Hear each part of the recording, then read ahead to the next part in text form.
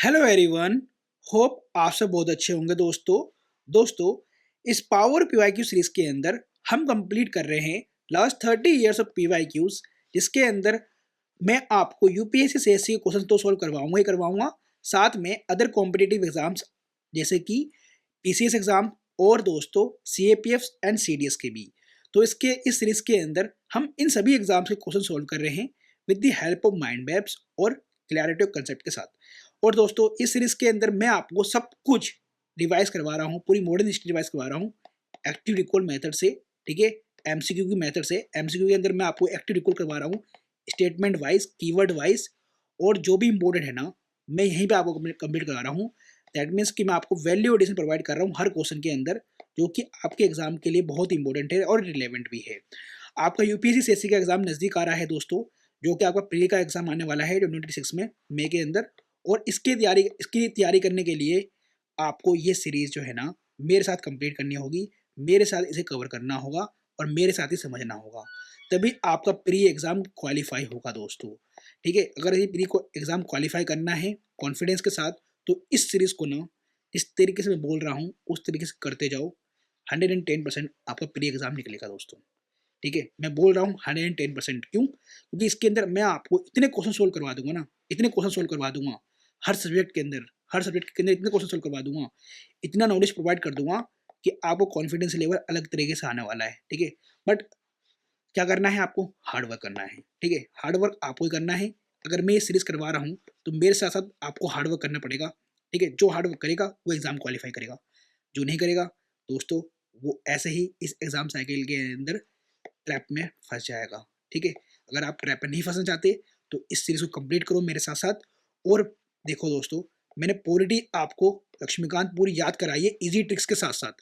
कोई नहीं कराता यूट्यूब के ऊपर, मैंने फ्री में पूरी मॉडर्न हिस्ट्री पढ़ाई है आपको, पूरी पॉलिटी पढ़ाई है। ठीक है, तो इन सीरीज का फायदा उठाओ और अपने एग्जाम के लिए तैयार हो जाओ। ठीक है, ये वॉर है और इस वॉर के अंदर प्रिपेयर रहेगा तभी आप इस वॉर के अंदर एज अ वॉरियर लड़ पाओगे। अदरवाइज दोस्तों, अगर आपने हथियार अभी से गिर दिया ना तो आप बैटल फील्ड में भी कुछ नहीं कर पाओगे। ठीक है, अगर आपको ये एग्जाम निकालना है तो मैं जैसे बोल रहा हूँ करते जाओ। क्योंकि देखो दोस्तों, मैं फालतू की वीडियोस बनाता नहीं हूँ, आपको पता होगा मैं एक भी जो है ना वीडियो फालतू की यूट्यूब पर बनाता ही नहीं हूँ। मैं जो बनाता हूँ जो आपके एग्जाम के लिए रिलेवेंट है एंड इम्पोर्टेंट है। ठीक है, मैं पढ़ाने में बिलीव करता हूँ। ठीक है, जो कंटेंट है आपका स्टैटिक का मैं इसे पढ़ाने में बिलीव करता हूँ। और अगर आपने ये कर लिया ना, देखो कौन नहीं बोलता कि स्टैटिक करना नहीं चाहिए। ठीक है, एक एक टीचर आपको बोलता है कि static is most important and most important and most important.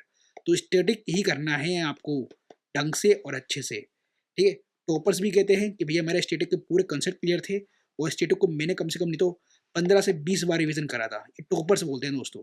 और मैंने खुद दोस्तों, मैंने एक एक सब्जेक्ट के अंदर 15 से 20 बार रिवीजन किया है, तब जाके मेरी भी कमांड आई है सब्जेक्ट के अंदर।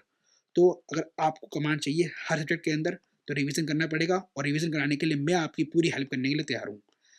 लेकिन मेहनत तो आपको ही करनी है। अगर मैं ये करवा रहा हूँ तो आपको ही वीडियो वॉच करके एक एक क्वेश्चन सोल्व करना है मेरे साथ साथ। आप ही को माइंड लगाना, अपना दिमाग लगाना है इस सीरीज के अंदर। ठीक है, क्यों लगाना है? क्योंकि मैं आपको इस सीरीज के अंदर लॉजिकल माइंडसेट भी डेवलप करवा रहा हूँ। मैं बता रहा हूँ कि कैसे एलिमिनेशन मेथड का यूज़ करते हैं, कैसे लॉजिकल गेसिंग करते हैं। ठीक है, कैसे एग्जामिनर का माइंडसेट पकड़ोगे आप। ठीक है, कैसे आप रिपीटेड क्वेश्चन से ये समझोगे कि क्या आपके एग्जाम के लिए इंपॉर्टेंट है और क्या आ सकता है। ठीक है, तो इसी सीरीज में आप सब कुछ तैयार कर लोगे, जो भी आपके प्री एग्जाम के लिए जो है आपको नीड है ना, वो इसी सीरीज के अंदर आपको मिलने वाली है। ठीक है, तो दोस्तों जिस तरीके से आप खाना खाते हो उसी तरीके से इस सीरीज को फॉलो करो मेरे साथ और अपने प्री एग्जाम को क्वालिफाई करो। ठीक है, बैटल फील्ड के अंदर विजयी भाव विजयी भाव हो आपका। दैट मीन्स कि आप जीत कर आओ। और देखो दोस्तों, मैंने आपको बताया था कि इस सीरीज के अंदर मैं सिर्फ आपको मॉडर्न हिस्ट्री ही नहीं कवर करवा रहा। ठीक है, मैं इसके अंदर सारे सब्जेक्ट के पीवाईक्यू सॉल्व करवाने वाला हूँ।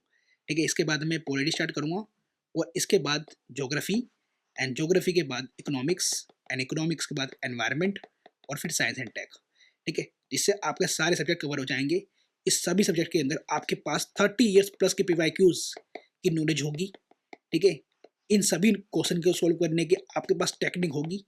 ठीक है, और आपका कॉन्फिडेंस लेवल नेक्स्ट लेवल का होगा दोस्तों। चलो अब वीडियो को स्टार्ट करते हैं। और एक बात और दोस्तों, मैंने देखा है बहुत सारे बच्चे ना वीडियो को शेयर नहीं करते अपने दोस्तों के साथ। पता क्यों नहीं करते? कि उनको पता चल जाएगा तो कंपटीशन बढ़ जाएगा। देखो दोस्तों, कंपटीशन पता चलने से नहीं बढ़ता, कंपटीशन तो बढ़ता है, ठीक है, जब आप मेहनत करोगे, ठीक है। और अगर आप मेहनत ही नहीं करने वाले ना, तो कंपटीशन नहीं बढ़ने वाला, आप रेस से बाहर हो। ये लिख कर ले लो, मेहनत करनी पड़ेगी, हार्डवर्क करना पड़ेगा, तब जाके आप रेस में आओगे। फिर रेस में आने के बाद जो है ना, कंपटीशन ही हेल्प करेगा आपको इस रेस में चलने के लिए, ठीक है। कंपटीशन नहीं होता है ना, तो पढ़ने का मन नहीं करता। कंपटीशन जब देखोगे ना कि आपके नज़दीक के बच्चे जो हैं पढ़ रहे हैं, वो स्कोर कर रहे हैं, तो आप भी पढ़ना स्टार्ट करोगे, ठीक है। अगर लाइफ में कंपटीशन हट जाएगा ना दोस्तों, फिर मज़ा नहीं है लाइफ का। कंपटीशन होना चाहिए, हेल्दी कंपटीशन होना चाहिए, ठीक है। तो वीडियो को शेयर करो अपने दोस्तों के साथ। फ्री सीरीज़ है दोस्तों, कोई पैसा लग नहीं रहा, और ना मैं चार्ज करने वाला 1 रुपया भी आपसे इस सीरीज़ के अंदर। इवन मैं जितनी भी रिवीजन सीरीज़ लेकर आऊँगा उसके अंदर 1 रुपया भी चार्ज नहीं करूँगा आपसे, ये मेरा प्रॉमिस है, ठीक है। अब चलो वीडियो को स्टार्ट करते हैं। दोस्तों, क्वेश्चन नंबर 1 को देखो, इसमें लिखा हुआ है, who among the following is associated with songs from prism, a translation of ancient Indian religious lyrics in English. अब देखो दोस्तों, आपको ना सिर्फ क्वेश्चन को सोल्व थोड़ी ना करना है। मैं हर वीडियो में बोलता हूँ, सिर्फ क्वेश्चन को सोल्व करने में ध्यान मत लगाओ। आप ये भी ध्यान लगाओ कि ठीक है भाई, इसने बोला है कि सॉन्ग्स फ्रॉम प्रिजन, ठीक है, कोई एंशिएंट रिलीजियस लिरिक्स है, ठीक है, उसको इंग्लिश में करा गया है। तो ऐसा कोई काम जो है बाल गंगाधर तिलक ने भी कराया क्या, जवाहरलाल नेहरू ने भी कराया क्या, ठीक है, हमारे गांधी जी ने भी कराया क्या, सरोजिनी नायडू ने भी कराया क्या? ये याद करने की कोशिश करो, क्या आपने मॉडर्न हिस्ट्री के अंदर ये पढ़ा है क्या? अगर पढ़ा है तो लिखो यहीं पे, हैंड टू हैंड मेरे साथ साथ लिखो, ठीक है।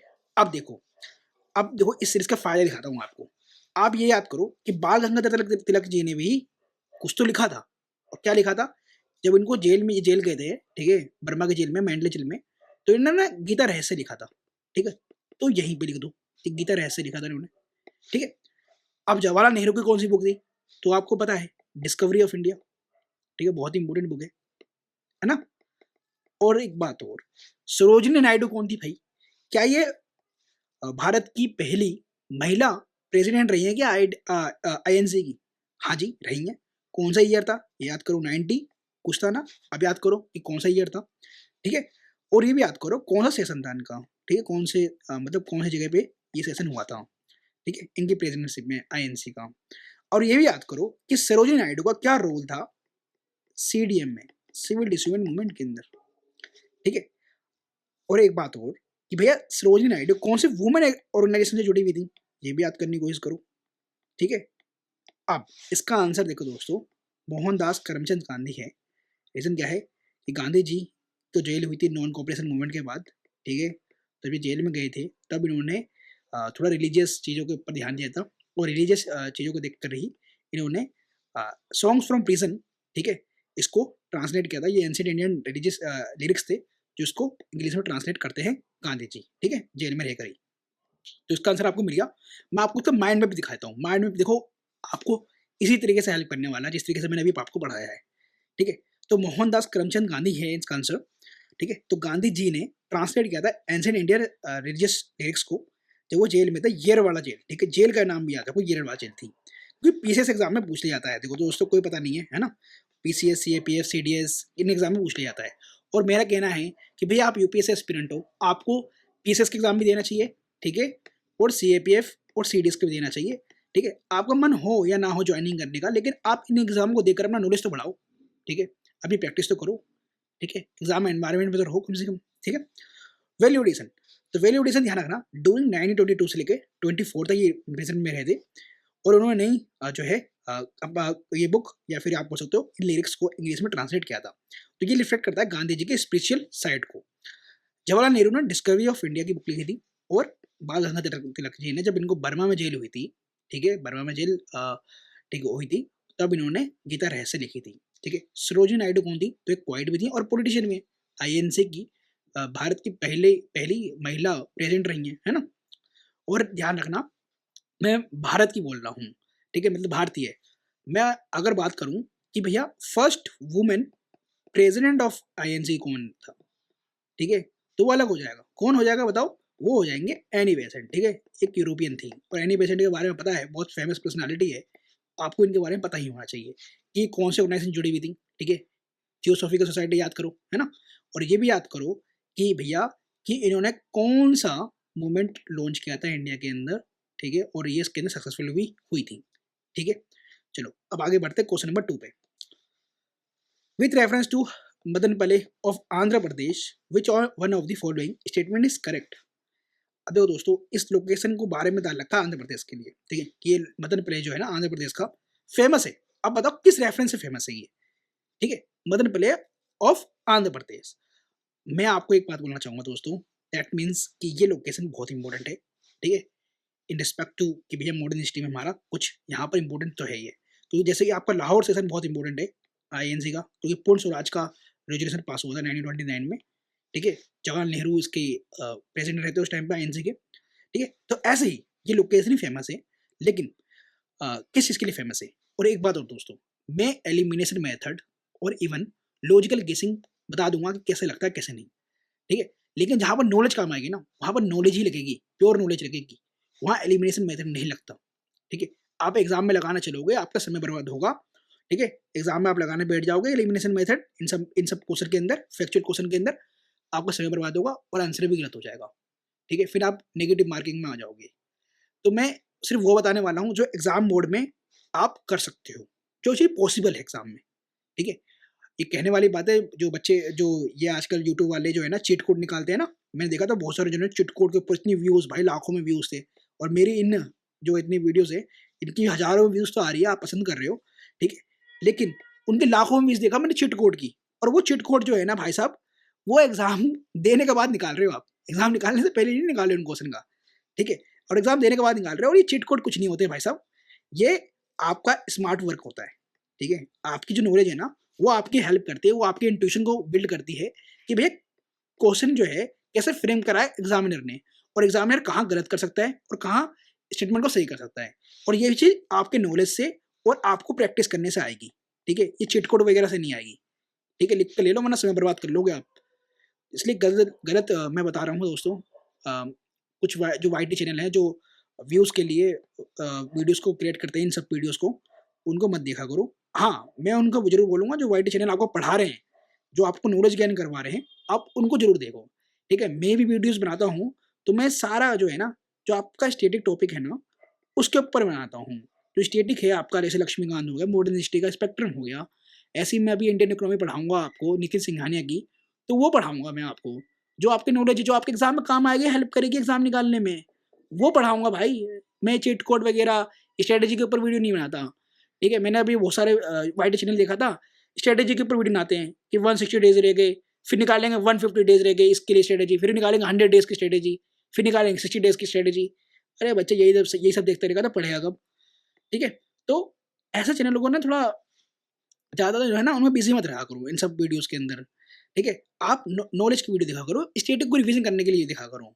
और मेरा काम यही है कि मैं आपके स्टैटिक को, कॉम्प्लेक्स टॉपिक्स को ईजी कर दूँ, ठीक है, कितना आसान बना दूँ कि आप समझ में आ जाए, आपको कंसेप्चुअल क्लैरिटी हो जाए, ताकि आप आराम से एग्जाम क्वालिफाई कर पाओ, ठीक है। ये मेरे लिए काम करिए दोस्तों, और ये आपके लिए भी करेगी, और इवन सबके लिए करती है ये चीज़ कॉमन है, ठीक है। आपको भी पता है कि ये आप स्टैटिक का जितना अच्छे से रिवीजन कर लोगे, इतना अच्छे से आपको रिकॉल कर पाओगे, आपके एग्जाम में परफॉर्मेंस आने वाली है, ठीक है। चलो अब क्वेश्चन नंबर 2 पे आ जाते हैं दोबारा से। देखो दोस्तों, ये सब बात मुझे बतानी होती है, लेकिन मैं इसके लिए स्पेशल कोई वीडियो नहीं बना पाता, क्योंकि मेरा मन नहीं करता वो सब वीडियोस बनाने का। मेरा काम है कि भैया मैं पढ़ाऊंगा और पढ़ूंगा, ठीक है। चलो आगे। तो ये देखो फैक्चुअल है बहुत ज़्यादा, आपको याद रखना है कि रविंद्रनाथ टैगोर जी ने यहाँ पर ट्रांसलेट किया था नेशनल एंथम को फ्रॉम बंगाली टू इंग्लिश, ठीक है। और आप देखो इस क्वेश्चन ने आपको ये बता दिया कि रविंद्र टैगोर जी ने जब नेशनल एंथम लिखा था ना, वो बंगाली में था, ये चीज़ ध्यान रखना। और इसको ट्रांसलेट किया था इंग्लिश में मदनपल्ले ऑफ आंध्र प्रदेश में, ये भी ध्यान रखना दोस्तों। मैं क्यों बोल रहा हूँ, क्वेश्चन बनेगा कि भैया जो नेशनल एंथम था वो किसने लिखा, ठीक है। तो रविंद्रनाथ टैगोर ने, जान गया आप। क्वेश्चन ये बनेगा कि बंगाली में नहीं था, ये था हिंदी में, संस्कृत में, तो आपको ध्यान रखना कि नहीं, ओरिजिनली बंगाली में था, ठीक है। क्वेश्चन बनता है, मैं आगे दिखाऊंगा अभी आपको, ठीक है। अब एक बात और, अभी बाकी जो 3 स्टेटमेंट लिखे हुए हैं, ये क्या गलत है? गलत नहीं है, लेकिन इसके रेफरेंस में नहीं है, मदनपल्ले ऑफ आंध्र प्रदेश के रेफरेंस में नहीं है, गलत नहीं है। यहाँ से भी आपको सीखना है, इस स्टेटमेंट से भी सीखना है कि मैडम बेलावस्की क्या इनका यूरोपियन नाम तो सुन भी नहीं आता, क्या प्रोनाउंस करें, Blavatsky and Colonel Olcott set up headquarters of Theosophical Society first here, wrong, ठीक है। अब ये लोकेशन याद करो कि एडीआर द रिवर, ठीक है, एडीआर रिवर था और कहाँ था, ये चेन्नई में था, ठीक है। और ये कहाँ से आए थे, ध्यान रखना, ये यूएसए से आए थे, जहाँ पर इनका हेडक्वार्टर था, ठीक है, यूएसए के अंदर। तो यूएसए से शिफ्ट कर लेते हैं, ये इंडिया में आते हैं और रिवर एडीआर के पास अपना ये थियोसॉफिकल सोसाइटी का हेडक्वार्टर ओपन करते हैं। मैं इसका माइंड में भी दिखाता हूँ, ठीक है। क्वेश्चन नंबर 2, अब एडीआर में चेन्नई में, ठीक है। अब पताबी जी ने, ठीक है, पताबी सिद्धमैया ने लेट किया था क्विट इंडिया मूवमेंट को, ठीक है, फ्रॉम अदर लोकेशन, ठीक है। ये ध्यान रखना, क्योंकि मैं इसीलिए बोल रहा हूँ क्योंकि ये जो है ना इसके रेफरेंस में नहीं है। हाँ, पताबी सिद्धमैया ने क्विट इंडिया मूवमेंट को लॉन्च किया था आंध्र रीजन में, लेकिन यहाँ पर नहीं किया था, मदनपल्ली में नहीं किया था। ये भी ध्यान रखना, आंध्र प्रदेश के हैं पताबी सिद्धमैया, ठीक है। अब पिंगाली वेंकैया डिजाइन करते हैं ट्राई कलर को, ठीक है, of Indian national flag here. देखो, हेयर वर्ड काट दो, ये स्टेटमेंट ठीक हो जाएगा, ठीक है। हेयर वर्ड काट दो और ये ठीक हो जाएगा कि हाँ जी, पेंगोली जो सॉरी पिंगाली वेंकैया जी ने डिजाइन किया था try colour of Indian national flag, ठीक है। ये ध्यान रखना दोस्तों। अब देखो दोस्तों, आपको इन दो क्वेश्चनों के अंदर समझ में आया कि आपकी नॉलेज किस तरीके से गेन होने वाली है, किस तरीके से ये सीरीज काम आने वाली है। मैं इसलिए बोल रहा हूँ, बहुत सारे बच्चे जो है ना वीडियोस को स्किप कर लेते हैं। स्किप कर लोगे दोस्तों तो आप बाकी से पीछे हो जाओगे, क्योंकि मैं देख रहा हूँ कि अगर मेरी वीडियोस पे 1000 व्यूज आ रही है ना दोस्तों, तो उसके अंदर 50-60 बच्चे बहुत ज़्यादा सीरियस हैं और उन वीडियोस को देख रहे हैं, कंप्लीट देख रहे हैं। मैं स्टेटिस्टिक दिखा दूंगा, पूरी वीडियोस को देखते हैं वो। अगर 1000 व्यूज आ रहे हैं मेरे चैनल, मेरे किसी भी वीडियो पे, ठीक है, तो 50-60 बच्चे उसको एंड तक देख रहे हैं। तो दोस्तों आपको भी देखना है, ठीक है। मैं चाहता हूँ कि हेल्दी कंपटीशन बने, और हेल्दी कंपटीशन बनेगा तभी आप और मेहनत करोगे, आपके अंदर और इंप्रूवमेंट आएगा, ठीक है। आगे बढ़ते हैं, क्वेश्चन नंबर 3, विटल विद्वांसक the first monthly journal to have untouchable people its target audience was publish by. अब देखो दोस्तों, बहुत सारे जो वाईटी वाले हैं, ठीक है, वो इस क्वेश्चन को ऐसा कराते हैं कि भैया देखो, ये 3 पर्सनालिटी बहुत फेमस हैं, ज्योतिबा फुले, मोहनदास करमचंद गांधी और BR अम्बेडकर जी, है ना। बस ये फेमस पर्सनालिटी नहीं है, गोपाल बाबा वलंकर। तो इसका आंसर ये होगा, क्योंकि यूपीएससी ने इसे डाल दिया। मैं आपको 2023 का पैटर्न दिखा दूंगा, 2024 का पैटर्न दिखा दूंगा, ऐसा कहीं नहीं है, ठीक है। 2025 का ही पैटर्न दिखा दूंगा, ऐसा कुछ नहीं होता, ठीक है। ये फैक्चुअल है और इसको आपको याद रखना है, ठीक है। अगर आप एग्जाम में ये सोच के लगाओगे कि ये कैसे डाल दिया, हाँ होता जरूर है, ये लगता है ओड वन आउट लगता है, लेकिन दोस्तों ओड वन आउट वहां लगता है जहां आपको पता हो कि भैया ये सारे सोशल रिफॉर्मर तो नहीं है, ठीक है। भाई आप बोल सकते हो कि BR Ambedkar ji social reformer नहीं है, उन्होंने दलित के लिए काम नहीं करा, ठीक है, क्योंकि इन्होंने बोला है अनटचेबल पीपल। आप बोल सकते हो BR अम्बेडकर जी क्या कहते हैं, दलित के लिए काम नहीं करा। BR अम्बेडकर जी ने दलित के लिए काम किया। क्या गांधी जी ने हरिजन वर्ड नहीं दिया था, दलित के लिए काम नहीं किया था, है? कैसे बोल सकते हो? ज्योतिबा फुले कुछ महार कास्ट से थे, ठीक है, और महार बोल रहा हूँ जो गार्डन वाले काम करते हैं, वो महार ही कहते हैं ना, हाँ, तो उस कास्ट से थे। उन्होंने भी पिछड़ी जाति लोगों के लिए, मतलब जो शेड्यूल कास्ट थे उनके लिए काम करा है ना, मतलब अनटचेबल लोगों के लिए काम करा है ज्योतिबा फुले ने। तो बताओ इन तीनों में से कौन है जो शेड्यूल कास्ट वाले ऑडियंस के लिए काम नहीं करा उन्होंने, ठीक है। तो ये बात बिल्कुल कहना गलत है कि ये तीनों तो फर्स्ट फेमस पर्सनालिटी और ये नहीं है, तो इसका आंसर ये होगा। भाई चारों ने मिलकर काम करा है शेड्यूल कास्ट के लिए, अनटचेबल पीपल के लिए, तभी यूपीएससी ने इन चारों को नाम डाला है यहाँ पर। ये सोच के नहीं डाला कि ये अलग हैं, ठीक है दोस्तों। तो माइंडसेट को हमेशा खोल के रखो, और आपके ना ये चारों पर्सनालिटी एसए में काम आने वाले हैं, ठीक है, और इवन जीएस के आपके मेंस एग्जाम में भी काम आने वाले हैं। आप ज्योतिबा फुले का भी यूज़ करोगे, गांधी जी का भी यूज़ करोगे, इनके आइडियोलॉजी आइडियाज़ का भी यूज़ करोगे, BR अम्बेडकर जी का भी यूज़ करोगे एसए में अपना, ठीक है। तो ये ध्यान रखना, विटल विद्वांसन जो फर्स्ट मंथली जर्नल था, ये गोपाल बाबा वलंकर जी ने लिखा था। मैं इसके देखता हूँ कि वैल्यूएशन और आपका क्या करा सकता हूँ। तो ये ध्यान रखना है कि ईयर कौन था, 886 ले गए 87। देखो ईयर याद नहीं रहेगा आपको, लेकिन हाँ ये ध्यान रखना कि दलित एम्पावरमेंट के लिए गोपाल बाबा वलंकर ने काम कर रखा है, ठीक है। और ये एक्स मिलिट्री मैन थे, वो इनका काम फोकस थे ये education and rights of the Pioneer of the Dalit journalism के लिए। हाँ, ज्योतिबा फुले ने सत्य शोधक लिखा था, ठीक है, बुक, ये ध्यान रखना। और महात्मा गांधी जी ने यंग इंडिया लिखा था, और BR अम्बेडकर जी ने बहिष्कृत भारत लिखा था। ये वैल्यूएशन बहुत इंपॉर्टेंट है, ये बिल्कुल याद होना चाहिए आपको। आगे question number 4, with reference to the book Desher Katha, written by Sakharam Ganesh Deuskar during the freedom struggle. अब इनमें से बताओ स्टेटमेंट कौन कौन सा सही है, करेक्ट पूछा है ना। अब एक बात बताओ, बुक का नाम देसर कथा है, नाम लिख दिया यहाँ पर, किसने लिखा है? साखाराम गणेश देस्कर जी ने लिखा है, ठीक है। तो नाम आपको बता दिया कि देसर कथा किसने लिखी है, आपको ये याद रखना पड़ेगा, है ना, कि साखाराम गणेश देस्कर जी ने लिखा है देसर कथा। अब एक बात बताओ, इस कीवर्ड को ना तोड़ो, देसर, देसर मतलब देश की बात कर रहे हैं, ठीक है। अब मैं क्यों बोल रहा हूँ कि यहाँ पर देखो थर्ड वाले ऑप्शन में the use of desh by जो दोस्कर जी ने लिखा है ने specific context in the region of Bengal. अब देखो दोस्तों, एग्जामिनर का माइंडसेट यही पकड़ो, अगर एग्जामिनर को ये क्वेश्चन सही करना था तो वो क्यों लिखता है स्पेसिफिक कॉन्टेक्स्ट, क्यों लिखता है रीजन ऑफ बंगाल, उसे गलत करना था यहाँ पर, तभी तो उन्होंने रीजन ऑफ बंगाल लिया, सिर्फ एक जो है नेरो वर्ड का इस्तेमाल करा कि सिर्फ रीजन ऑफ बंगाल को ये देश जो है देशर कथा जो है इसके लिए था, और स्पेसिफिक कंटेक्स्ट भी दिखा यहाँ पर, ठीक है। तो आप जैसे ही इसको कट मारते हो कि देश का मतलब तो पूरा देश होता है, नेशन होता है, ठीक है, और नेशनलिज्म की बात कर रहे हो भाई, ठीक है, इंडियन फ्रीडम स्ट्रगल है तो आप नेशनलिज्म की बात कर रहे हो ना, तो पूरे नेशन की बात कर रहे हो, ठीक है, सिर्फ एक स्पेसिफिक रीजन की बात नहीं कर रहे। तो जैसे ही आप थर्ड वाला मारते हो ना एलिमिनेट, ठीक है, आपका आंसर आया था 1 और 2, ठीक है। अब देखो एग्जामिनर को फर्स्ट वाला स्टेटमेंट ठीक करना था, तो उसने कोई भी एक्सट्रीम वर्ड का यहाँ पर इस्तेमाल ही नहीं करा। It won't against colonial states of hypnotic conquest of the mind, बस वॉन्ट किया था इस बुक के अंदर लिखकर, ठीक है, तो ये बिल्कुल ठीक है। अब देखो यहाँ पर inspired the performance of the swadeshi state plays and folk songs. अच्छा, यहाँ पर एक वैल्यू एडिशन और क्या है कि यार ये जो बुक है ना ये स्वदेशी मूवमेंट के टाइम पे लिखी गई थी, ठीक है, तो आपको ये समझ में आ रहा है कि हाँ इंस्पायर्ड किया था स्वदेशी मूवमेंट को, स्वदेशी स्टेट प्लेस को इस बुक के अंदर लिखकर, ठीक है, और स्टेटमेंट सही भी है। क्वेश्चन नंबर 4 का हम इसके अंदर मैं माइंड मैप भी दिखाता हूँ आपको, ठीक है। तो देश मीन एंटायर इंडिया था, और जैसा कहा था 1904 में लिखा गया था या 1905 बोल सकते हो आप। इकोनॉमिक क्रिटिक ऑफ कोलोनिज्म था, inspired the Swadeshi movement and translate into several languages, ठीक है। अब आगे बढ़ते हैं क्वेश्चन नंबर 5। अभी देखो दोस्तों बहुत सारे क्वेश्चन करने हैं, 50+ क्वेश्चन है इस मिसलेनियस टॉपिक से, तो थोड़ा हम फास्ट भी करेंगे, है ना, अब थोड़ा फास्ट भी करेंगे, है ना। चलो, with reference to Indian national movement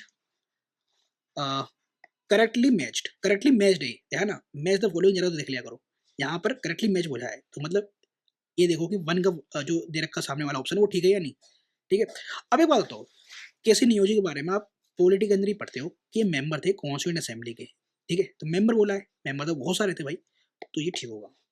PC Joshi general secretary थे कम्युनिस्ट पार्टी ऑफ इंडिया के। अब देखो दोस्तों, ये पीसी वाले जो ना तैयारी करते हैं ना पीसी एग्जाम की, वो बहुत अच्छे से पढ़ते हैं, और वो उनको पता होगा कि पीसी जोशी जो है जनरल सेक्रेटरी हैं कम्युनिस्ट पार्टी ऑफ इंडिया के, तो ये भी बिल्कुल ठीक है। और तेज बहादुर सप्रू तो बहुत फेमस पर्सनालिटी हैं, है ना, ये आईएनसी के मॉडरेट लीडर कहलाते हैं, है ना। तो ये कहा थे प्रेसिडेंट थे ऑल इंडिया लिबरल फेडरेशन के, ये भी याद रखना, तीनों ही स्टेटमेंट सही है, फैक्चुअल है, मैं मानता हूँ, लेकिन आपके आने वाले एग्जाम चाहे वो पीसीएस का हो या कोई सा भी एग्जाम हो आपका, वहाँ पर ये नॉलेज काम आएगी आपकी, ठीक है। आगे क्वेश्चन नंबर 6, वो among the following were the founders of the Hind मजदूर सभा, और स्टेब्लिश हुआ था 1948 में, दैट मीन्स की आज़ादी के बाद, लेकिन मजदूरों की सभा है, वर्कर्स की सभा है, ठीक है। तो ये भी फैक्चुअल है, मैं बिल्कुल नहीं बोलूँगा कि हाँ भाई इसके अंदर कुछ एलिमिनेशन मेथड लगेगा, मैं बिल्कुल नहीं बोलने वाला, ठीक है, मैं ऐसा व्यक्ति नहीं हूँ जो आपको गुमराह करूँ। मैं ये बहुत बोलूँगा कि अभी यूपीएससी में आ गया, ठीक है, और आपको आगे तक याद रहना चाहिए अगर आपने नहीं पढ़ा था तो, ठीक है। तो ध्यान रखना, इसे याद करने का तरीका ऐसा है कि मेहता जी ने जो है जुड़े हुए थे हिंद मजदूर सभा से, तो अशोक मेहता और जी मेहता, ठीक है, और टीएस रामानुजम, ये थे कौन, हिंद मजदूर सभा के थे फाउंडर से, ठीक है। कोई फाउंडर पूछा गया स्पेसिफिक है तो फाउंडर का ध्यान रखना, ठीक है। अब देखो एम राय, यहाँ पर आप थोड़ा एलिमिनेट मार सकते हो, ये तो भैया कम्युनिस्ट पार्टी की इन्होंने स्थापना करी थी ताशकंद पे, ठीक है, तो यहाँ पर मान सकते हो कि हाँ ये तो चलो होगा नहीं, है ना, सीपी रामकृष्ण अय्यर के महाराजन, लेकिन इन सब में नहीं मार सकते दोस्तों, मैं बिल्कुल बोलूँगा नहीं, इनमें नहीं मार सकते आप, ये फैक्चुअल है। क्वेश्चन नंबर 6 का थोड़ा हम माइंड में देख लेते हैं। अच्छा एक बात और, क्वेश्चन नंबर 5 का थोड़ा ना एक वैल्यू एडिशन ये भी देखो कि सपुर जो एक लिबरल लीडर कहलाएंगे और लो मेंबर भी रहेंगे, और नियोजी जो है ना first chairman of the finance commission रहे हैं, ये भी ध्यान रखना, और Joshi ji first general secretary CPI तो लिखा हुआ था ही, है ना। और मजदूर सभा के अंदर ये ध्यान रखना, हिंद मजदूर सभा 1948 के अंदर स्टेब्लिश हुई बाय सोशलिस्ट, है ना। और ये अल्टरनेटिव थी communist dominated all India trade union की, ठीक है। और वैल्यूडेशन ये भी है कि भैया split from Indian national trade union Congress and socialist orientation, ठीक है, one of the 5 central trade union in India, ठीक है। ये जो हिंद मजदूर सभा जो बनती है, ये स्प्लिट होता किसका, किसमें से, Indian national trade union Congress से, तब जाके ये बनाते हैं अपना हिंद मजदूर सभा, ठीक है। ये ध्यान रखना दोस्तों। और बाकी देखो, ये कम्युनिस्ट लीडर थे, ये सोशलिस्ट लीडर थे, और ये कांग्रेस लीडर थे, ठीक है। अब आते हैं क्वेश्चन नंबर 7 पे। हाँ, देखो मैंने यहाँ पर ना अपने आप ही पहले ही ईयर लिख दिया है, क्यों भाई साहब, आपको ये पोस्ट इंडिपेंडेंस का है क्वेश्चन, ठीक है, आज़ादी के बाद का क्वेश्चन है, और आपका यहाँ पर मॉडर्न हिस्ट्री में दे दिया है यहाँ पर, ठीक है। तो आपको ना ये दोस्तों बिल्कुल डेट याद रखनी है, बिल्कुल याद रखनी है भाई साहब। पीछे से क्वेश्चन में बहुत आते हैं ऐसे क्वेश्चन, बहुत बहुत ईयर पे बहुत आते हैं क्वेश्चन। लेकिन हाँ, आपको इतना तो पता होगा कि गोवा जो है इंडिपेंडेंट इंडिया का पार्ट बना था 1961 में, ठीक है। इतना तो आपको मैं मानते चल रहा हूँ, ये इतना पता होना चाहिए, ठीक है। क्योंकि पता है कि पोर्चुगीज का राज रहा है यहाँ पर, और पोर्चुगीज छोड़ नहीं रहे थे भैया गोवा को, तो बाय पुलिस एक्शन जो है गोवा को हमने लिबरेट कराया था और इंडिया का पार्ट बनाया था। एयर इंडिया जो है नेशनलाइज होती है and become as a national carrier in 1953, बिल्कुल याद रखो। और इंडिया का जो लार्जेस्ट बैंक था उस टाइम पे, जो इंपीरियल बैंक ऑफ इंडिया कहलाता था, उसको हमने रीनेम करा था स्टेट बैंक ऑफ इंडिया के अंदर, ठीक है, 1955 में।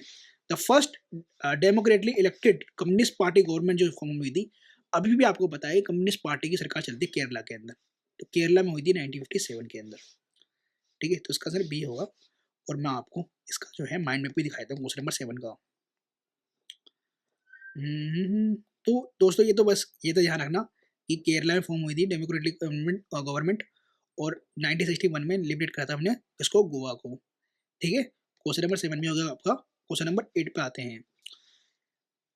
ही wrote biographies of Mazzini, Garibaldi, Shivaji, Shri Krishna, और अमेरिका के अंदर स्टे भी करते हैं for some time, and also elected to the central assembly, ठीक है भैया। सेंट्रल असेंबली के अंदर इलेक्टेड होते हैं, और इन्होंने बायोग्राफीज लिख रखी है मजनी की, गेरिबाल्डी की, शिवाजी की भी, और श्री कृष्णा जी की भी। अब मैं आपका बोलूँगा कि भैया गेरिबाल्डी और मजनी ये कहाँ के पॉलिटिकल लीडर है भाई, कौन से कंट्री के, ठीक है। ये बता दो मुझे जरा, अगर आपने वर्ल्ड हिस्ट्री पढ़ी है तो, क्लास 10th की एनसीईआरटी पढ़ी है ना, तो बता दो मुझे, है ना। अब ये भी ध्यान रखना कि इन्होंने ये इलेक्ट हुए थे सेंट्रल असेंबली के अंदर, तो ऐसे कौन से लीडर हैं। तो आपको पता होगा कि भाई औरोबिंदो घोष तो नहीं होंगे, औरोबिंदो घोष तो बिल्कुल नहीं होंगे। हाँ, आपको वैल्यूडेशन में ये रखना है कि औरोबिंदो घोष कि भैया प्रिंसिपल रह चुके हैं कॉलेज के ये, ठीक है। अब उस कॉलेज का नाम बताओ कमेंट बॉक्स के अंदर मुझे। और ये भी याद करो, ये अनुशीलन समिति से जुड़े हुए थे, ठीक है। और अनुशीलन समिति से जब जुड़े हुए थे, और जब ये कुछ रिवोल्यूशनरी एक्टिविटीज़ करते हैं, तो इनको जेल होती है। तो जेल में जाकर जब ये जेल से वापस छुटते हैं, तो एक स्पिरिचुअल लीडर बन जाते हैं, ठीक है। और स्पिरिचुअल लीडर बनने के बाद ये अपना जो स्पिरिचुअलिटी है कहाँ फैलाने का काम करते हैं, तो पौंडीचेरी में, ठीक है। ये आपको औरोबिंदो घोष के लिए याद रखना है दोस्तों, ठीक है। चलो, और ये भी ध्यान रखना औरोबिंदो घोष जो हैं आईएनसी के अंदर भी जुड़े थे, ठीक है, आईएनसी से भी जुड़े हुए थे। बिपिन चंद्र पाल के बारे में तो आपको पता ही है, extremist leader of INC. Lala Lajpat Rai भी एक्सट्रीमिस्ट लीडर ऑफ आईएनसी हैं। मोतीलाल नेहरू, आप इसके बारे में बताओ कि ये रेडिकल है या नहीं। रेडिकल इनके बेटे थे, ठीक है, जवाहरलाल नेहरू, ये नहीं थे रेडिकल। और मोतीलाल नेहरू का मेन ध्यान रखना, नेहरू रिपोर्ट कब आया था, कौन से ईयर में आया था। नेहरू रिपोर्ट के अंदर कौन कौन से प्रोविजंस थे, और इन्होंने किसका चैलेंज को एक्सेप्ट कर लिया था, ब्रिगेड हैंड चैलेंज को एक्सेप्ट किया था, कौन सी ईयर में क्या था ये याद करो। और कौन सा कमीशन आया था इंडिया में इस टाइम पे 1927 में, ठीक है, साइमन कमीशन, ठीक है। चलो चलो, तो दोस्तों इसका आंसर है आपका लाला लाजपत राय जी। तो बिल्कुल याद कर लो कि इन्होंने मजनी की बायोग्राफी लिख रखी है, गेरिबाल्डी की लिख रखी है, शिवाजी जी की भी लिख रखी है, और ये अमेरिका के अंदर रहे भी हैं ये, और सेंट्रल असेंबली के अंदर चुने भी हैं, चुन के भी रहे हैं लाला लाजपत राय जी। हाँ, एक बात और याद रखो भैया कि इनकी मृत्यु कैसे होती है, ठीक है। जब ये साइमन कमीशन गो बैक का साइमन कमीशन के खिलाफ जो है प्रोटेस्ट कर रहे होते हैं, तब इनके ऊपर लाठीचार्ज होता है और उनकी मृत्यु हो जाती है।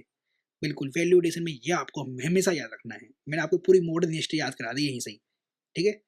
चलो क्वेश्चन नंबर 8 का मैं थोड़ा और वैल्यू एडिशन में दिखाता हूँ। तो ध्यान रखना, विपिन चंद्रपाल जी एक्सट्रीमिस्ट लीडर भी हैं, ठीक है, आईएनसी के। और लाला लाजपत राय जी के बारे में ये रहा। और ये ध्यान रखना 1926 में सेंट्रल लेजिस्लेटिव असेंबली के अंदर चुनकर आते हैं ये, ठीक है, लाला लाजपत राय जी, ठीक है। आगे क्वेश्चन नंबर 9 एनी बेसेंट जी के ऊपर क्वेश्चन है, 2013 के अंदर आया है और बिल्कुल इम्पोर्टेंट है दोस्तों, बिल्कुल इम्पोर्टेंट। और ये तो बहुत इजी क्वेश्चन है, आपको याद भी रहेगा। तो ये रिस्पॉन्सिबल रही है starting for the home rule movement, किसको नहीं पता, बिल्कुल ईयर याद करो, लेकिन कौन सा ईयर था, ठीक है। The founder of the theosophical society. अब देखो एग्जाम में को क्वेश्चन गलत करना था, इसलिए उन्होंने फाउंडर डाल दिया यहाँ पर। अभी मैंने आपको ऊपर पढ़ाया था, ठीक है, क्वेश्चन दिखा भी देता हूँ। ये पावर पीवाईक्यू दिखाता हूँ मैं आपको, ये पावर क्या है पीवाईक्यू की। देखो यहाँ पर लिखा हुआ मैडम बलवागस्की, क्या नाम है, मुझे आज तक प्रोनाउंस करना नहीं आया, क्रोनल ओलकोट, ठीक है। और ये इन्होंने हेडक्वार्टर जो है था थियोसॉफिकल सोसाइटी का शिफ्ट किया था, ठीक है, चेन्नई में किया था, एडिया रिवर पे, ठीक है। और यही इसके फाउंडर भी थे थियोसॉफिकल सोसाइटी के, यूएस से लेकर आए थे यहाँ पर, है ना। चलो अच्छा एक बात और दोस्तों, मैं ना थोड़ा जो ये अंग्रेजों के नाम जो है ना प्रोनाउंस नहीं करता ढंग से, जानबूझ के नहीं करता। रीज़न क्या है कि हमारे नाम प्रोनाउंस नहीं करते ढंग से, मैं भी नहीं करूँगा, ठीक है। और मैं इनके नाम के आगे लॉर्ड फूड नहीं लगाता, ये लॉर्ड नहीं, कोई भगवान नहीं है, ठीक है। आपको जो अच्छा लगे आप करो, मेरे को जो अच्छा लगता है मैं करूँगा।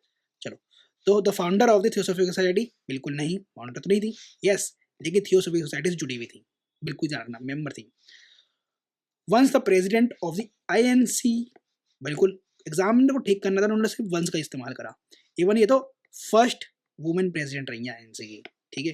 चलो तो आपको क्वेश्चन जो है ऑप्शन 2 के लिए, तो 2 को जैसे आप एलिमिनेट करते हो, ठीक है, और आपको पता है कि 1 भी ठीक है और 3rd भी ठीक है, आपका आंसर आ गया C. Question number 10 Mahatma Gandhi ने बोला था some of his deepest conviction were reflected in the book titled Unto This Last। अब देखो दोस्तों, Unto This Last के बारे में जब मैं महात्मा गांधी जी के ऊपर पढ़ा रहा था ना आपको मॉडर्न हिस्ट्री के ऊपर, तो मैंने आपको ना अपने हैंड रिटन नोट से Unto the Last किसने लिखी थी, जॉन रस्किन ने लिखी थी, ये पढ़ाया था। और इनसे बहुत ज़्यादा ये इन्फ्लुएंस हुए थे, रशियन पोइट थे, ठीक है। और बहुत ज़्यादा गांधी जी जो है इनकी बुक से Unto the Last से बहुत ज़्यादा मतलब बोल सकता हूँ इन्फ्लुएंस हुए थे। रीज़न क्या है, क्योंकि इन्हीं के इसी की वजह से जब उन्होंने ये पढ़ाई करी Unto the Last के अंदर, ठीक है, जॉन रस्किन द्वारा, इन्होंने साउथ अफ्रीका के अंदर 2 आश्रम खोले उसके ऊपर, है ना। और इन्होंने अपनी आइडियोलॉजी भी ट्रूथ बोलने की भी यहीं से सीखी, है ना। तो मैं इसलिए बोल रहा हूँ। और देखो इसके ऊपर क्वेश्चन भी आ गया आपका, ठीक है, 2011 के अंदर। तो इसमें बोला है कि जो है बुक टाइटल है Unto the Last and the book transformed his life.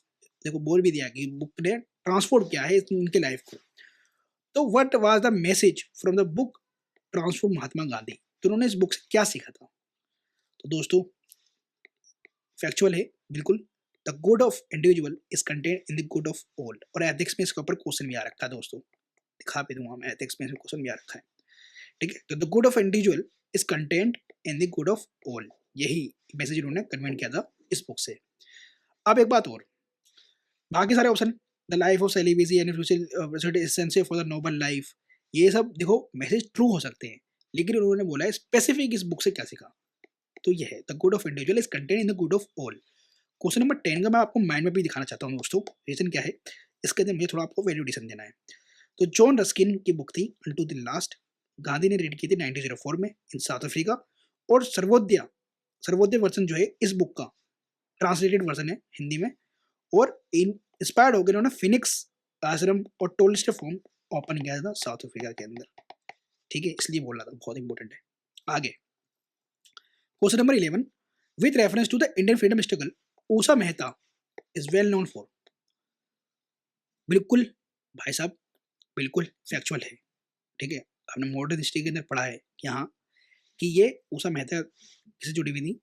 लेकिन दोस्तों इसके अंदर ना आप थोड़ा सा लॉजिकल माइंडसेट का यूज कर सकते हो। कैसे बोल रहा हूँ कि देखो यहाँ पर देखो ऑप्शन के हिसाब से कि इन्होंने असिस्ट किया था in the formation of the interim government under the Pandit Jawaharlal Nehru. अब एक बात बताओ, इंटरिम गवर्नमेंट के अंदर ये इनका कहीं से भी नाम है कि इंटरिम गवर्नमेंट में ये मिनिस्टर थी, ये थी नहीं ना। अच्छा असिस्ट किया होता तो बिल्कुल आपने पढ़ा होता इनके बारे में। तो यहाँ मारो एलिमिनेट, ठीक है। अब ये बोल रहे हैं एक लीडिंग कंटीजेंट किया था इन्होंने इंडियन नेशनल आर्मी में, आईएनए में। अब देखो दोस्तों, यहाँ बच्चे थोड़ा कंफ्यूज हो सकते हैं कि आईएनए में क्या नहीं करा, लेकिन आपको रानी रेजिमेंट आता है, लक्ष्मीबाई रानी रेजिमेंट, उसके अंदर एक फेमस लीडर थी फीमेल, उन्होंने लीड किया था, ठीक है। तो वो थी, तो यहाँ पर ये तो नहीं होंगी, है ना। अभी वो कौन थी मैं बताऊंगा माइंड मैप के अंदर, ठीक है। आप रिकॉल करने की कोशिश करो। B, participating in the second round table conference. अच्छा जी, फिर गांधी जी कहाँ चले गए हैं? गांधी जी कहाँ चले गए? आपको पता है कि आईएनसी ने गांधी जी को सोल रिप्रेजेंटेशन बनाया था सेकेंड राउंड टेबल कॉन्फ्रेंस के अंदर, और आईएनसी ने सिर्फ यही सेकेंड राउंड टेबल कॉन्फ्रेंस को ही ज्वाइन किया था, पार्टिसिपेट किया था। फर्स्ट एंड थर्ड को बाइकआउट किया था, ठीक है। चलो, तो बी कर दिया, आपका आंसर आ गया a, running the secret Congress radio in the wake of quit India movement, ठीक है। और क्विट इंडिया मूवमेंट ऑफ आपका 1942, ठीक है। चलो, क्वेश्चन नंबर 11 का मैं आपको माइंड में भी दिखा देता हूँ। तो ऊषा मेहता किस चीज के लिए फेमस है? तो सीक्रेट कांग्रेस रेडियो के लिए। इन्होंने 1942 के अंदर ये रेडियो से बहुत ज़्यादा जो है क्विट इंडिया मूवमेंट के बारे में जो है मैसेज पहुंचाया था ऑल ओवर इंडिया, और इनको पद्म विभूषण भी मिल चुका है 1998 के अंदर, ठीक है। चलो, हाँ, वो जो रेजिमेंट था वो ध्यान रखना, लक्ष्मी सहगल थी उनके अंदर, ना। और इन्होंने रानी झांसी रेजिमेंट को लीड किया था, आईएनए की, इंडियन नेशनल आर्मी की। Question number 12, doctor Rajendra Prasad persuaded Mahatma Gandhi to come to Champaran to investigate the problem of patients.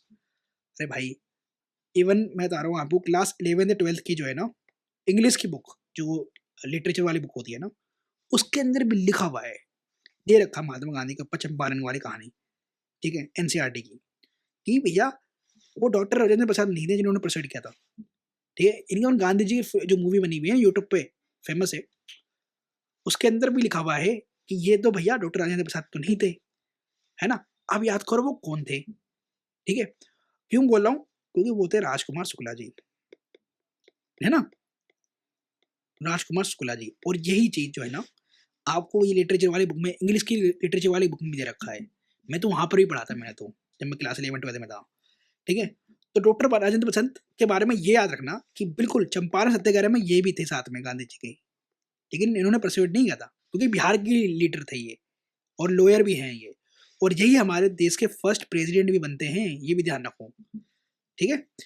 तो फर्स्ट तो गलत हो गया, फर्स्ट कैसे गलत हो गया? तो आप आ गए भैया 50-50 पे, लेकिन इसको पढ़ लेते हैं सेकंड वाले ऑप्शन को।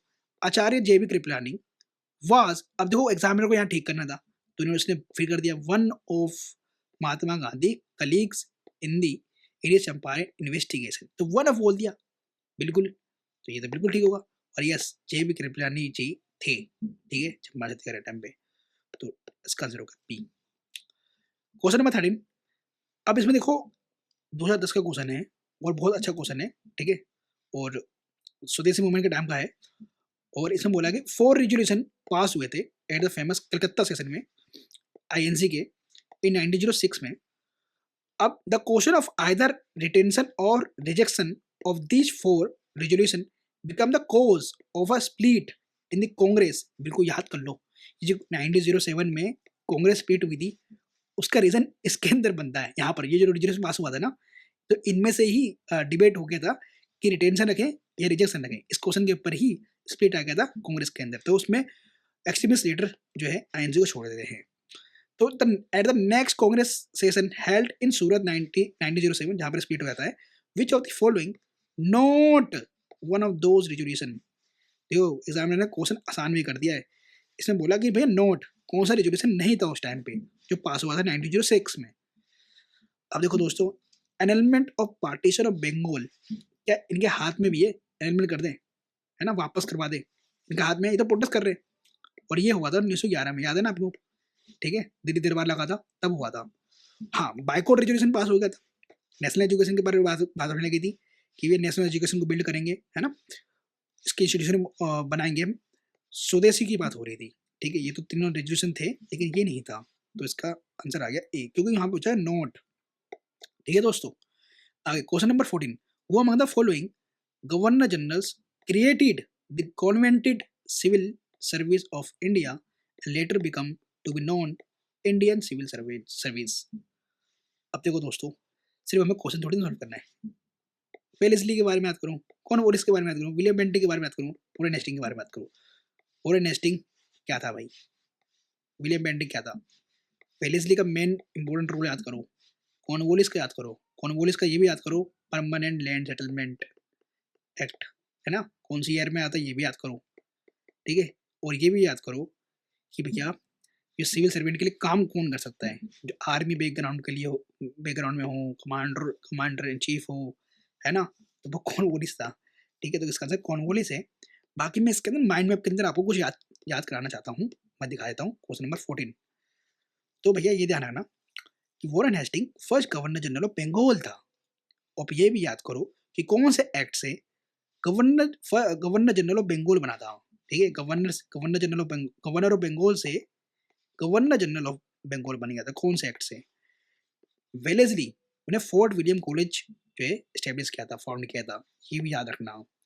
William Bentinck first governor general of India था, ये भी ध्यान रखना। अब ये भी याद करो कि कौन से एक्ट से वो बना था, first governor general of India, ठीक है। कॉर्नवालिस 1786 से लेकर 1786 लेकर 1993 में आता है, और यही कॉन्वेंटेड सिविल सर्वेंट के लिए क्रिएट करता है 1793 में, ठीक है, जिसके अंदर यूरोपियंस होंगे और हाई सैलरी मिलेगी। Later become the Indian civil service, बाद में ये ICS बन जाता है। और एक बात और दोस्तों, जो आपको याद रखना है कि इसके लिए एक एक्ट आया था 1786। अब उसके प्रोविजन याद करने की कोशिश करो कि उसके अंदर इसको क्या पावर मिल गई थी, क्या ये डिमांड कर रहा था, ठीक है। तो इसको दे दिया गया था, है ना।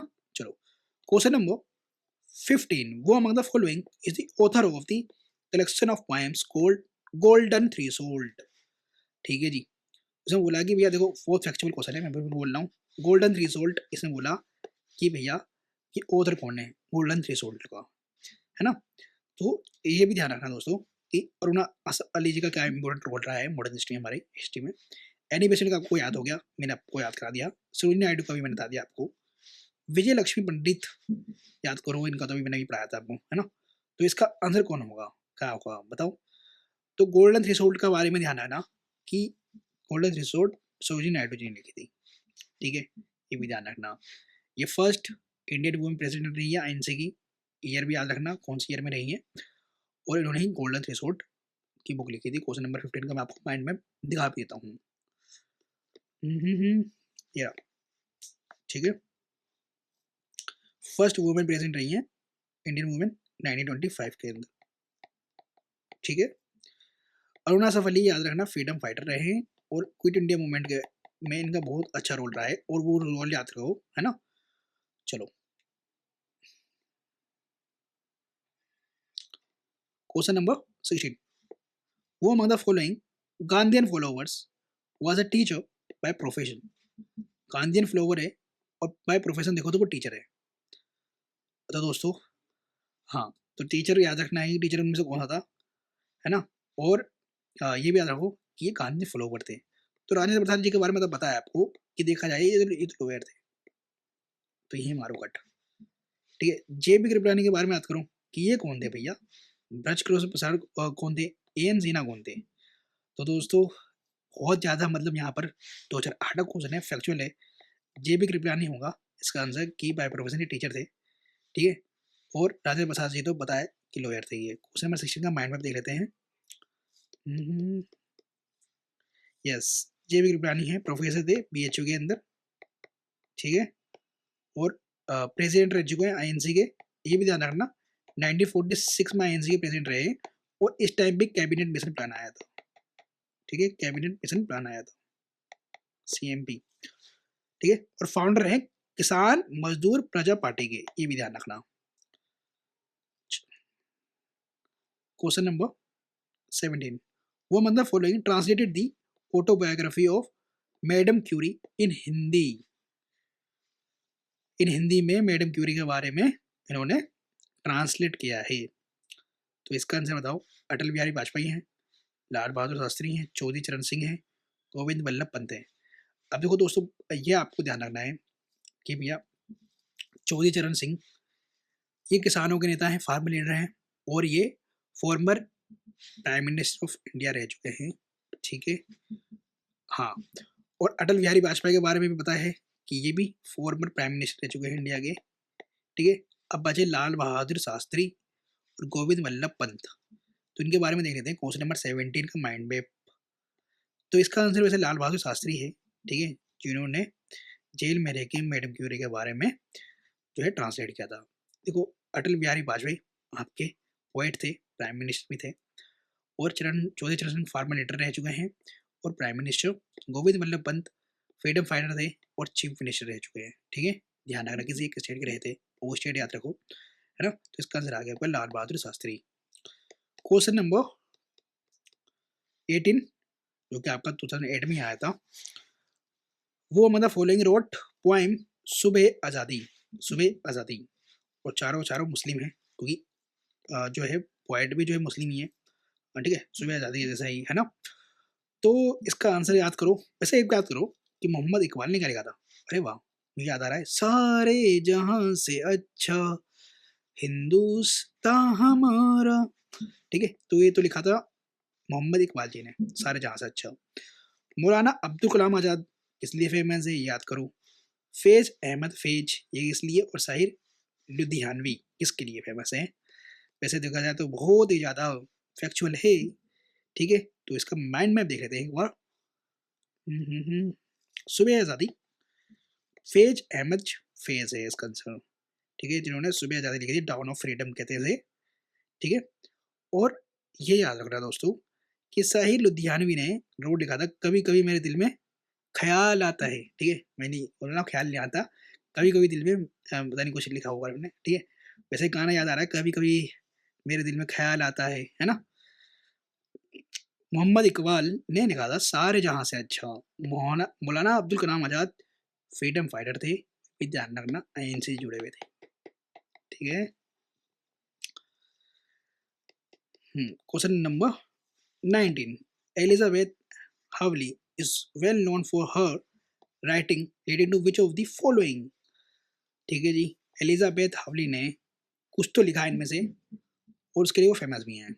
ठीक है, तो उन्होंने लिखा है historical monuments in India, regional dances in India, Himalayan expedition in India, और वाइल्ड लाइफ इन इंडिया। ठीक है जी, तो रीजनल डांसेस के बारे में लिख सकते हैं क्या, हिमालयन एक्सपीडिशन के बारे में। हिमालयन एक्सपीडिशन के बारे में क्यों आएगा क्वेश्चन इसमें मॉडर्न हिस्ट्री में। ठीक है, वाइल्ड लाइफ के बारे में मेरे हिसाब से नहीं होगा। रीजनल डांसेस, ये रीजनल डांसेस की बात कर रहे हैं, और हिस्टोरिकल मोनूमेंट्स के बारे में, तो इसके 4 चांस बनते हैं। ठीक है, तो 19 का एक बार देख लेते हैं। और वाह, हिमालयन एक्सपीडिशन है इसका आंसर। ठीक है, अब देखो दोस्तों, मेरे को भी याद नहीं था। ठीक है, कोई बहुत ज़्यादा फैक्चुअल है इसलिए बोलता हूँ मैं। और मैं एक बात बताऊँ, ये क्वेश्चन भी ना करंट अफेयर से बना होगा उस टाइम पे ही। ठीक है, करंट अफेयर से ही बना होगा उस टाइम पे, क्योंकि ये कौन सी ईयर का क्वेश्चन है, ये 2008 का क्वेश्चन है, और ये करंट अफेयर से ही बना होगा क्वेश्चन उस टाइम पे। और ये मतलब मॉडर्न हिस्ट्री में कौन पढ़ता है। ठीक है, हावली एलिजाबेथ हावली के बारे में है ना, और हिमालयन एक्सपीडिशन का था, तो इस क्वेश्चन को छोड़ना ही होता है, अगर नहीं पता छोड़ दो, बिल्कुल छोड़ना होता है। यही तो स्मार्ट वर्क भी कहलाता है आपका, है ना। अब मैं होता एग्जाम में बिल्कुल छोड़ के आता भाई, है ना। मैं तो बिल्कुल, मैं एलिमिनेशन मारता नहीं इसके अंदर भाई। ठीक है, एलिमिनेशन तब मारता जब मेरे को इनमें से क्या कहते हैं पता होता कि हाँ इनका ये किस आइडियोलॉजी की थी। ठीक है, ये अगर पता होता तो मैं बिल्कुल मारता एलिमिनेशन, क्योंकि मैं आइडियोलॉजी के ऊपर खेल देता। वो among the following road the book बहु विवाह। देखो मैं क्यों बोल रहा हूँ कि आइडियोलॉजी के ऊपर मैं खेल देता। बहु विवाह, बहू की विवाह की बात कर रहे हैं, मतलब वो पहले ही शादीशुदा थी, उसकी फिर विवाह करने की बात कर रहे हैं। दैट मीन्स कि विडो की बात कर रहे हैं हम। और विडो के ऊपर मैंने आपको कई बार पढ़ा रखा है कि एक बंदा बहुत फेमस है हमारे यहाँ, ईश्वरचंद्र विद्यासागर जी। ठीक है, तो इसका आंसर भी यही होगा, बहु विवाह, इन्होंने ही बुक लिखी होगी। ठीक है, सती प्रथा के बारे में राजा मोहन राय जी बहुत फेमस है। पंडित रामाबाई, ये याद करो किस लिए फेमस है। और रविंद्रनाथ टैगोर शांति निकेतन के लिए बहुत फेमस है। और इनको ये फर्स्ट एशियन थे जिनको क्या मिला था, कौन सा प्राइज मिला था, कौन सा अवार्ड मिला था, याद करो, है ना।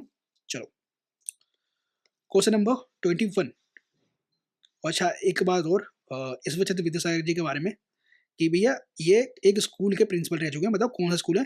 ठीक है, तो उन्होंने बहुविवाह के बारे में लिखा था, और बंगाली का नंबर। ठीक है, और champions of the women education है, और सपोर्ट करते हैं विडो रीमैरिज एक्ट को भी। अच्छा ये याद करो जरा, केशवचंद्र विद्यासागर जी कौन से स्कूल से प्रिंसिपल थे, ठीक है, ये याद करो जरा, क्वेश्चन आ रखा है। The song Amar Sonar Bangla written during the Swadeshi movement of India inspired the liberation struggle of Bangladesh and was adopted as a national anthem of Bangladesh. Who wrote this song? सबको पता है कि भैया नेशनल एंथम हमारा भी, इवन बांग्लादेश का भी, रविंद्रनाथ टैगोर जी ने ही लिखा था। अब यहाँ पर एल्यूडेशन आपको ये करना है कि अमर सोनार बांग्ला जो है, जो स्वदेशी मूवमेंट के टाइम पे लिखा गया था, ठीक है, और ये भी ध्यान रखना है कि कौन से लैंग्वेज में था ये, है ना। चलो, और एक बात ध्यान रखना दोस्तों, अमर सोनार बांग्ला नेशनल एंथम कब बनता है बांग्लादेश का, ठीक है, जब 1971 में लिबरेशन हुआ था बांग्लादेश का पाकिस्तान से, ठीक है। Question number 22, Jawaharlal Nehru was in his fourth term as the prime minister of India at the time of his death, ठीक है। अब क्वेश्चन देखो, आपको सबको पता होना चाहिए कि उनका फोर्थ टर्म चल रहा था तब उनकी डेथ हो जाती है, और ये तो आपको पता ही है कि 3 टर्म उन्होंने कंप्लीट कर लिए थे, ठीक है, क्योंकि इस टाइम में मोदी जी ऐसे प्राइम मिनिस्टर बन गए हैं जो तीसरे टाइम लगातार हमारे देश के प्रधानमंत्री बने हैं, ठीक है, जवाहरलाल नेहरू के बाद। Jawaharlal Nehru represent Raebareli constituency as a member of parliament. अब देखो एग्जामिनर का माइंडसेट पकड़ो, क्वेश्चन गलत करना था, उसने स्पेसिफिक डाल दिया कि रायबरेली को से ये इलेक्शन करते थे एमपी का, ठीक है, जिसका मतलब रायबरेली के अलावा कुछ भी हो सकता है भाई। रायबरेली आपको पता है यूपी के अंदर है, डिस्ट्रिक्ट एक, तो यूपी के अंदर तो भैया एक डिस्ट्रिक्ट थोड़ी ना, 70+ डिस्ट्रिक्ट है भाई, हैं। The first non Congress prime minister of India assume in office in the year of 1977। अच्छा, मुझे पता हो या ना हो, ठीक है, कि भैया वो नॉन कांग्रेस थे या नहीं थी, लेकिन मुझे इतना पता है कि जो अपोजिशन में थे इस टाइम पे वो मोरारजी देसाई थे, और वही बनते हैं opposition leader as a PM, ठीक है।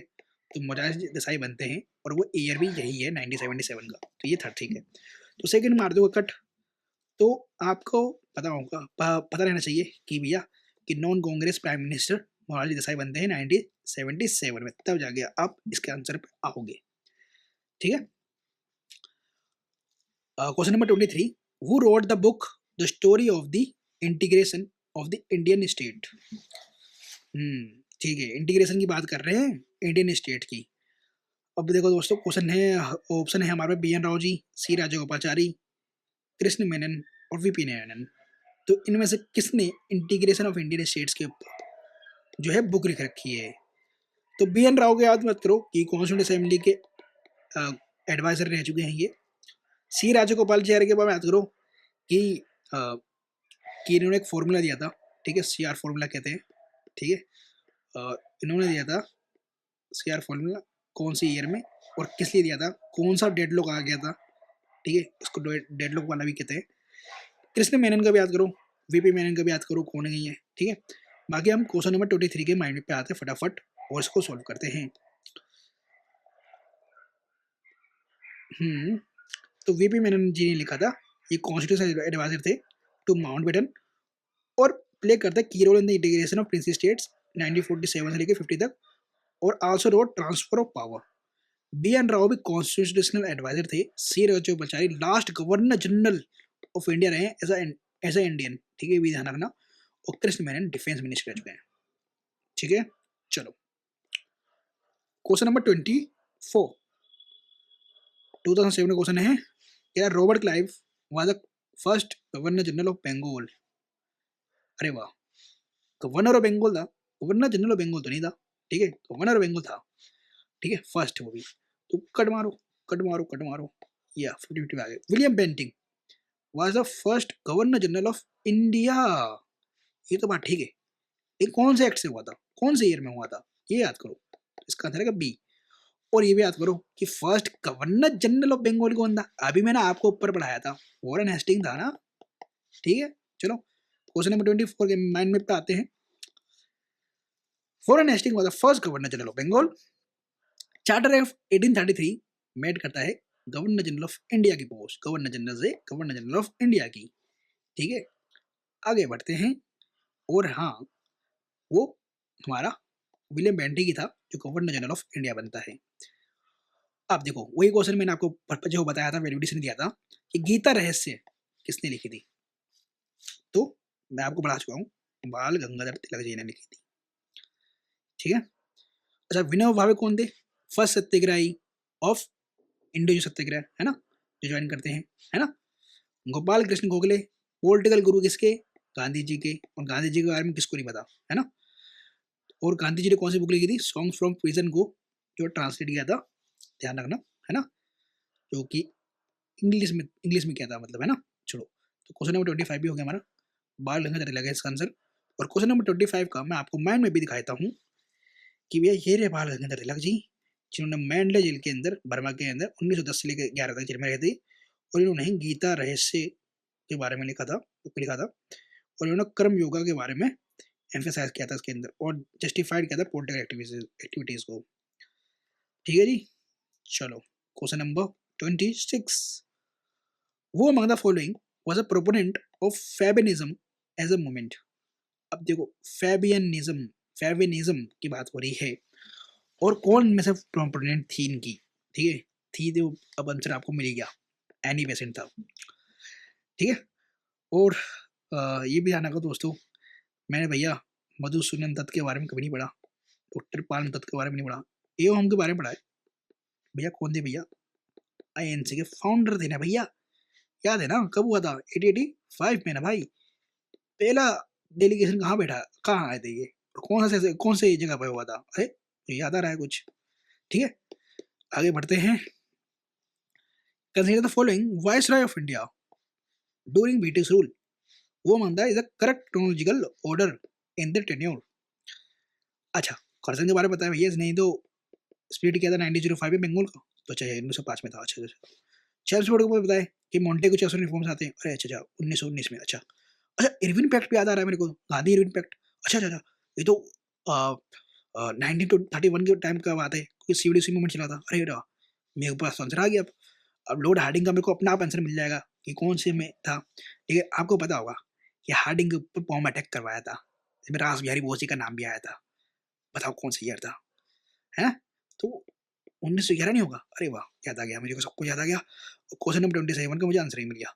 तो पहला कौन होगा? 1905 वाला, फिर 1911 वाला, फिर 1919 वाला, और फिर 1931 वाला। तो इरविन बाद में आएगा, तो इरविन बाद में आएगा तो 4 वाले पाएगा। पहले वाले कौन आएगा? कर्जन आएगा, तो आंसर आ गया 1 2 3 4, ठीक है जी। चलो, वो among the following pairs is not correctly matched.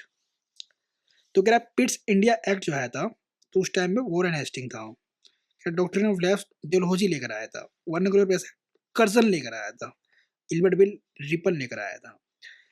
मैंने आपको लास्ट लेक्चर के अंदर भी पढ़ाया था कि इल्बर्ट बिल, यस, रिपन लेकर आया था, और रिपन ही था जो वर्नाकुलर प्रेस एक्ट को रिपील करवाता है। मैंने इसलिए आपको याद भी कराया था, इसके नाम में आर आता है, तो रिपील वाला काम किसने करवाया था? वर्नाकुलर प्रेस एक्ट को रिपन ने, ठीक है, ये वाला एक्ट वर्नाकुलर प्रेस एक्ट। लेकिन लाया कौन था? तो लेकर आया था इसे लिटन, ठीक है, लिटन लेकर आया था, कर्जन नहीं भाई, कर्जन ने तो पेडिसन किया था, ठीक है। और एक बात और, डॉक्टर ऑफ लैब्स सबको पता है, डलहौजी लेकर आता है, ठीक है, ये डलहौजी होगा इसका आंसर। और पिट्स इंडिया एक्ट के टाइम पे, यह याद करो कौन सी ईयर में आया था, है ना। अच्छा, ये याद तो कर ही रहे हो आप, तो ये भी याद करो कि भैया पिट्स इंडिया एक्ट के प्रोविजन, ठीक है, क्या इंपॉर्टेंट था, डुअल गवर्नमेंट बनी थी क्या, याद करो, है ना। और वॉरेन हेस्टिंग जो था, मैंने आपको पढ़ाया था कि भी ऊपर पढ़ाया था, Warren Hastings first governor general of Bengal था, है ना। चलो, तो इसने पूछा था कि नॉट करेक्टली मैच, तो आपको आंसर मिल गया कि सी है इसका आंसर। वर्नाकुलर प्रेस एक्ट कौन लेकर आया था? लिटन लेकर आया था, ना कि कर्जन लेकर आया था, ठीक है। और पिट्स इंडिया एक्ट जो है वॉरेन हेस्टिंग के टाइम पे ही आया था, ठीक है जी। चलो, question number 29, consider the following principal states of British rule in India, correct chronological order in which were annexed by the British. अच्छा, अभी ये मैंने आपको पढ़ाया था ना डॉक्ट्रिन ऑफ लैब्स, इस डॉक्ट्रिन ऑफ लैब्स के प्रोविजन याद करो कि देखो, जहाँ माल एडमिनिस्ट्रेशन होगा, ठीक है, जिनके पास जो है रूलर नहीं है, नेक्स्ट रूलर नहीं है, जो उनका खून का रूलर नहीं है, ठीक है, दैट मीन्स कि उनकी संतान नहीं है जिनकी अपनी, ठीक है, अडोप्टिव वाले नहीं, जैसे झांसी जो छीना गया था क्योंकि रानी लक्ष्मीबाई के पास अडोप्टेड सन था, इनका कोई सक्सेसर नहीं था जो इनका मतलब बोल सकते हो बाय ब्लड रिलेशन का कोई था नहीं, ठीक है, इनका मतलब कोई सन नहीं था अपना, तो झांसी छीन लेते हैं डॉक्टर नवाब से, है ना ब्रिटिश। लेकिन यहाँ पे पूछा क्रोनोलॉजिकल ऑर्डर में, तो ये ध्यान रखना दोस्तों, सबसे पहले सतारा आएगा, ठीक है, फिर संबलपुर आएगा, फिर झांसी आएगा, तो 3-2-1 आएगा इसका आंसर। 3-2-1 इसका आंसर आ गया। अब क्वेश्चन नंबर 30, वो among the following is not correct, not correct पूछा है, ठीक है। अब देखो यहाँ पर आओ क्वेश्चन नंबर डी में, ऑप्शन डी पे, द सॉन्ग जन मन gun composed originally in Bengali by Rabindranath Tagore was routed its Hindi version by Constituent Assembly on January 24 January 1950 as a national anthem। Polity में पढ़ा रखा है मैंने आपको ये मेकिंग ऑफ द कॉन्स्टिट्यूशन के अंदर, ठीक है, तो ये तो सही है। और बोला है यहाँ पर नॉट करेक्ट, तो गलत वाला निकालना है ना, ये तो ये सही है। तो क्या design of the national flag of India adopted the constitution assembly 22 July of 1947, ये भी याद कर लो कौन से ईयर में हुआ था। अब क्या नेशनल कैलेंडर है इंडिया का, वो साका एरा के ऊपर बेस्ड है, it's first Chaitra and 22 March normally as 21 March in a leap year. चलो जी देखेंगे, बहुत ही ज्यादा फैक्चुअल है, ध्यान रखना question. The national song Vande Mataram was composed by Bankim Chandra Chatterjee, सबको पता है बंकिम चंद्र चटर्जी ने वंदे मातरम लिखी थी, नेशनल सॉन्ग था हमारा। कह रहा ये ओरिजिनली बंगाली में था।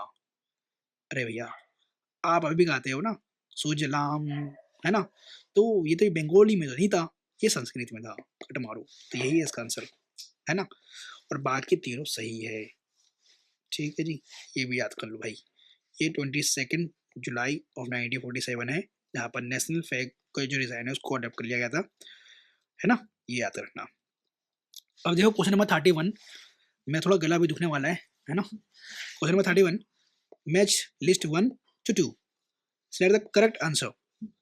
तो यहाँ पर पर्सन दे रखी है, यहाँ पे इवेंट दे रखा है। अच्छा, मैकडोनल्ड के बारे में याद होगा कि राम से मैकडोनल्ड जो है, मैकडोनल्ड बोल रहा हूँ, ठीक है, राम से जो है उसने एक कम्युनल अवार्ड दिया था, ठीक है, तो इसका आंसर आ गया। डलहौजी का मैंने अभी आपको बता दिया, डॉक्टर ऑफ लैब्स, है ना। चैम्पफोर्ड का आपको याद आ गया कि 1990 के एक्ट के अंदर 1919 के एक्ट में डायरगी इंट्रोड्यूस करी गई थी, ठीक है, स्टेट्स में, तो ये भी याद आ गया। अच्छा, और नींद को था अगस्त ऑफर के टाइम 1940, ये भी क्वेश्चन हो गया आपका complete. Question number 32, with reference to the Indian freedom struggle which of the following statement is not correct. ध्यान रखना, फिर बोल रहा है नॉट करेक्ट, ठीक है। हाँ, तो क्वेश्चन को सही से पढ़ा करो, नॉट करेक्ट है ना। तो देखो पहले टी पे आते हैं, पहले मौलाना बरकत उल्लाह और मौलाना Abdullah Sindhi were among those who was formed the provisional government in India in Kabul. Same बोला All India Muslim League, which was 1906, vehemently opposed the partition of Bengal and separate electorates. अरे भैया मुझे याद आ गया कि भैया मुस्लिम लीग ने ही सेपरेट इलेक्टोरेट की डिमांड करी थी। अरे अपोज कैसे कर देंगे, आंसर आ गया मेरा, क्योंकि नोट करेक्ट पूछा था। और पार्टीशन ऑफ बंगाल को तो सपोर्ट किया था मुस्लिम्स ने, खासकर मुस्लिम लीग वालों ने। क्यों भैया, उनके लिए अलग देश मिल रहा है, उनको अलग मुस्लिम वाला राज्य मिल रहा है ना, इसलिए। तो बाकी सही है ना। तो याद रखना कि ये अब्दुल्ला सिंधी जो है इन्होंने ही प्रोविजनल गवर्नमेंट फॉर्म की थी काबुल के अंदर, और इंडियन नेशनल कांग्रेस फॉर्म्ड हुई थी, तो सैयद अहमद खान ने इसको अपोज किया था, क्योंकि आपको पता है ये सर सैयद अहमद खान जिसको नाइटहुड मिला है अंग्रेजों को द्वारा, ठीक है, जिसके अंदर नाइटहुड लगने के बाद सर लग जाता है नाम के आगे, है ना, तो ये लोयल रहेगा किसके, ब्रिटिशर्स के, तो ये बिल्कुल आईएनसी के खिलाफ भी रहेगा, है ना। चलो, और आईएनसी को डोमिनेट कर रहे थे ब्राह्मण्स, तो ये वैसे भी खिलाफ हो जाता है, क्योंकि अलीगढ़ मूवमेंट वाला बंदा यही है। Hakim Ajmal Khan was one of the leaders to start nationalist and militant arhar movement, ये भी ध्यान रखना भैया, nationalist and militant arhar movement को हकीम अजमल खान ने लीड किया था। Question number 33, who among the following was the president of All India States People's Conference in 1939। All India states people's conference के जो प्रेसिडेंट थे कौन थे भैया 1939 के अंदर। तो सरदार वल्लभ भाई पटेल थे क्या, शेख अब्दुल्ला के थे क्या, जवाहरलाल नेहरू थे क्या, या जयप्रकाश नारायण थे। ये याद करो। अच्छा, जयप्रकाश नारायण ने कौन सी पॉलिटिकल पार्टी फॉर्म की थी, ये याद करो जरा। जवाहरलाल नेहरू के बारे में क्या नहीं पता आपको, ठीक है। अच्छा, लेकिन all India states people conference के जो है ये प्रेसिडेंट रहे क्या? अब देखो, स्टेट्स पीपल कॉन्फ्रेंस है तो इसके अंदर पता है इन दोनों की लड़ाई हो सकती है, जवाहरलाल नेहरू की और सरदार वल्लभ पटेल की, ठीक है। तो अब इन दोनों के सामने कोई नहीं है कि मतलब स्टेट को यूनाइटेड करने वाले है ना, आगे कोई पर्सनालिटी आ जाए। तो क्वेश्चन नंबर 33 का देख लेते हैं। इसका आंसर है Jawaharlal Nehru. Support the princely states people's right, है ना। और organisation merge into the constituent assembly and advocate for the democratic states की बात करते हैं कौन? जवाहरलाल नेहरू, ठीक है। और जो सरदार वल्लभ भाई पटेल हमारे फर्स्ट डिप्टी पीएम भी हैं और होम मिनिस्टर भी रहे हैं इंडिया के, और इन्होंने ही भैया इन्हीं का रोल रहा है जिससे प्रिंसली स्टेट्स जो हैं इंडिया के अंदर ज्वाइन की हुई थी, मतलब प्रिंसली स्टेट को ज्वाइन करा गया इंडिया के अंदर, ठीक है। इंडिया का कॉन्ट्रीब्यूशन रहा है, इसलिए जो आपको पता है स्टेच्यू ऑफ यूनिटी इन्हीं के ऊपर है, क्योंकि अगर बात करें भारत की अखंडता के ऊपर, यूनिटी के ऊपर, तो इनका बहुत ज़्यादा जो है बोल सकते हो रोल रहा है इनका, है ना। सरदार वल्लभ भाई पटेल जी का। Question number 34, a London branch of All India Muslim League was published in 1908 under the presidency of, क्या लंडन ब्रांच है ऑल इंडिया मुस्लिम लीग का जो पब्लिश हुआ है 1908 के अंदर। अब इसके प्रेसिडेंट कौन थे? अरे भैया एक बात बताओ, मुस्लिम लीग का जो फाउंडर था वो कौन था? है ये याद करो। जिना था क्या? नहीं था भैया, जिना तो नहीं था। अच्छा, आगा खान का तो नाम याद आ रहा है मुझे, आगा खान था, है ना। लियाकत अली खान था क्या? अच्छा, ये याद करो, लियाकत अली खान किसी फेमस है? और अमीर अली, ठीक है। अब मैं आपको क्वेश्चन नंबर 34 का माइंड मैप दिखा देता हूँ। ये देखो, आगा खान थे first president of all India Muslim league के, लेकिन जो उसको लीड करता है ऑल इंडिया लेवल पे मुस्लिम लीग को लंदन के अंदर, प्रेसिडेंट ऑफ लंदन के अंदर, ठीक है, ये थे सैयद अमीर अली, जो फाउंड करते हैं लंदन मुस्लिम लीग को 1908 के अंदर, ठीक है। और इंडिया के अंदर फर्स्ट प्रेसिडेंट कौन रहे? ऑल इंडिया मुस्लिम लीग, ठीक है, ध्यान रखना। कौन? आगा खान। और Liaquat Ali Khan first PM of Pakistan, इसलिए बोल रहा था लियाकत अली खान को याद करो कौन नहीं है। और मोहम्मद अली जिन्ना ने केदे अजाम फाउंड की थी। और ये तो बताइए कि भैया टू नेशन थ्योरी इसी बंदे की थी, है ना। चलो, कि मुस्लिम नहीं रह सकते हिंदू डोमिनेटेड एरिया के अंदर, इसी का कहना था, है ना। क्वेश्चन नंबर 35, तो भैया ध्यान रखना, ये इंडिया के इंडिया वाला मुस्लिम लीग के अंदर आगा खान थे और लंदन वाले में अमीर अली थे, ठीक है जी। Question number 35, at the time of the partition of India which of the following provinces of British India came forward with a plan for an united and independent existence? कह रहा पार्टीशन ऑफ इंडिया के time पे कौन था भैया, कौन सा province था, ठीक है, ऑफ ब्रिटिश इंडिया का, जो कम फॉरवर्ड करता है एक plan for a United independent existence? तो एक बात बताओ, असम हो सकता है क्या? बिहार हो सकता है क्या? नहीं जी। अच्छा, पंजाब के तो वैसे ही ये पार्टीशन कर रहे थे, ठीक है, आधा पंजाब चले जाता पाकिस्तान में, आधा इंडिया में। यस, ब्रिटिश इंडिया के टाइम में बंगाल था और उसी का आंसर ये है, ठीक है। इसके में ना कंफ्यूजन आ सकता है ए और सी के अंदर, ठीक है, बाकी दो को तो एलिमेंट मार सकते हो। क्वेश्चन नंबर 35 का एक बार माइंड अप देख लेते हैं फिर भी। हाँ, बंगाली था, प्रपोज करता है यूनाइटेड बंगाल प्लान को, ठीक है, आज़ादी के टाइम पे, ठीक है। चलो, question number 36, the native state of Tripura become involved in the freedom movement early in the 20th century because. अच्छा, क्वेश्चन में बोल दिया क्या कि त्रिपुरा जो था हमारा स्टेट, वो फ्रीडम मूवमेंट के अंदर जो है इन्वॉल्व हुआ था अर्ली, ठीक है, इन 20th सेंचुरी के अंदर पहले से ही आया था, ठीक है, फ्रीडम मूवमेंट के अंदर। क्यों? रीजन क्या था? तो कह रहा था Kings of Tripura were always anti British, extreme word always. और किंग्स जो थे, जितने भी किंग थे प्रिंसेस स्टेट के, आपको पता होना चाहिए कि लॉयल थे ब्रिटिश के। अगर लॉयल नहीं होते ना तो इनकी सरकार छीन लेती, इनका ना खत्म करने कर देता अंग्रेज, है ना। तो ये तो बिल्कुल नहीं होगा, कट मारो। ये एंटी ब्रिटिश नहीं थे, तो लॉयल रहते थे। और ऑलवेज का वर्ड भी यूज कर लिया कि हमेशा, अरे अपने इंटरेस्ट से बात करता है हर कोई। The Bengal revolutionaries took shelter in Tripura, कह रहा बंगाल रिवोल्यूशनरीज जो है ना अपना शेल्टर जो है ना, मतलब अपने आप को बचाने के लिए अंग्रेजों से शेल्टर लेते थे, किसका? त्रिपुरा के अंदर। कह रहा tribes of the state were fiercely freedom loving. अरे भैया, ट्राइब्स को क्या मतलब फ्रीडम लविंग से? हाँ, कुछ ट्राइबल रिवोल्ट जो हुए हैं, ठीक है, तो इसे कट मारो। There were already some groups fighting against the kingship and its protector the British. अब यहाँ फंसोगे बीओटी के अंदर, इसका आंसर क्या होगा? क्वेश्चन नंबर 36 का हम देख लेते हैं माइंड मैप कि भैया और क्या वैसे हम कर सकते हैं। तो इसमें बोला था एंटी ब्रिटिश किंग थे क्या? ये तो भैया प्रो ब्रिटिश थे, मैंने कहा था ना अभी आपको।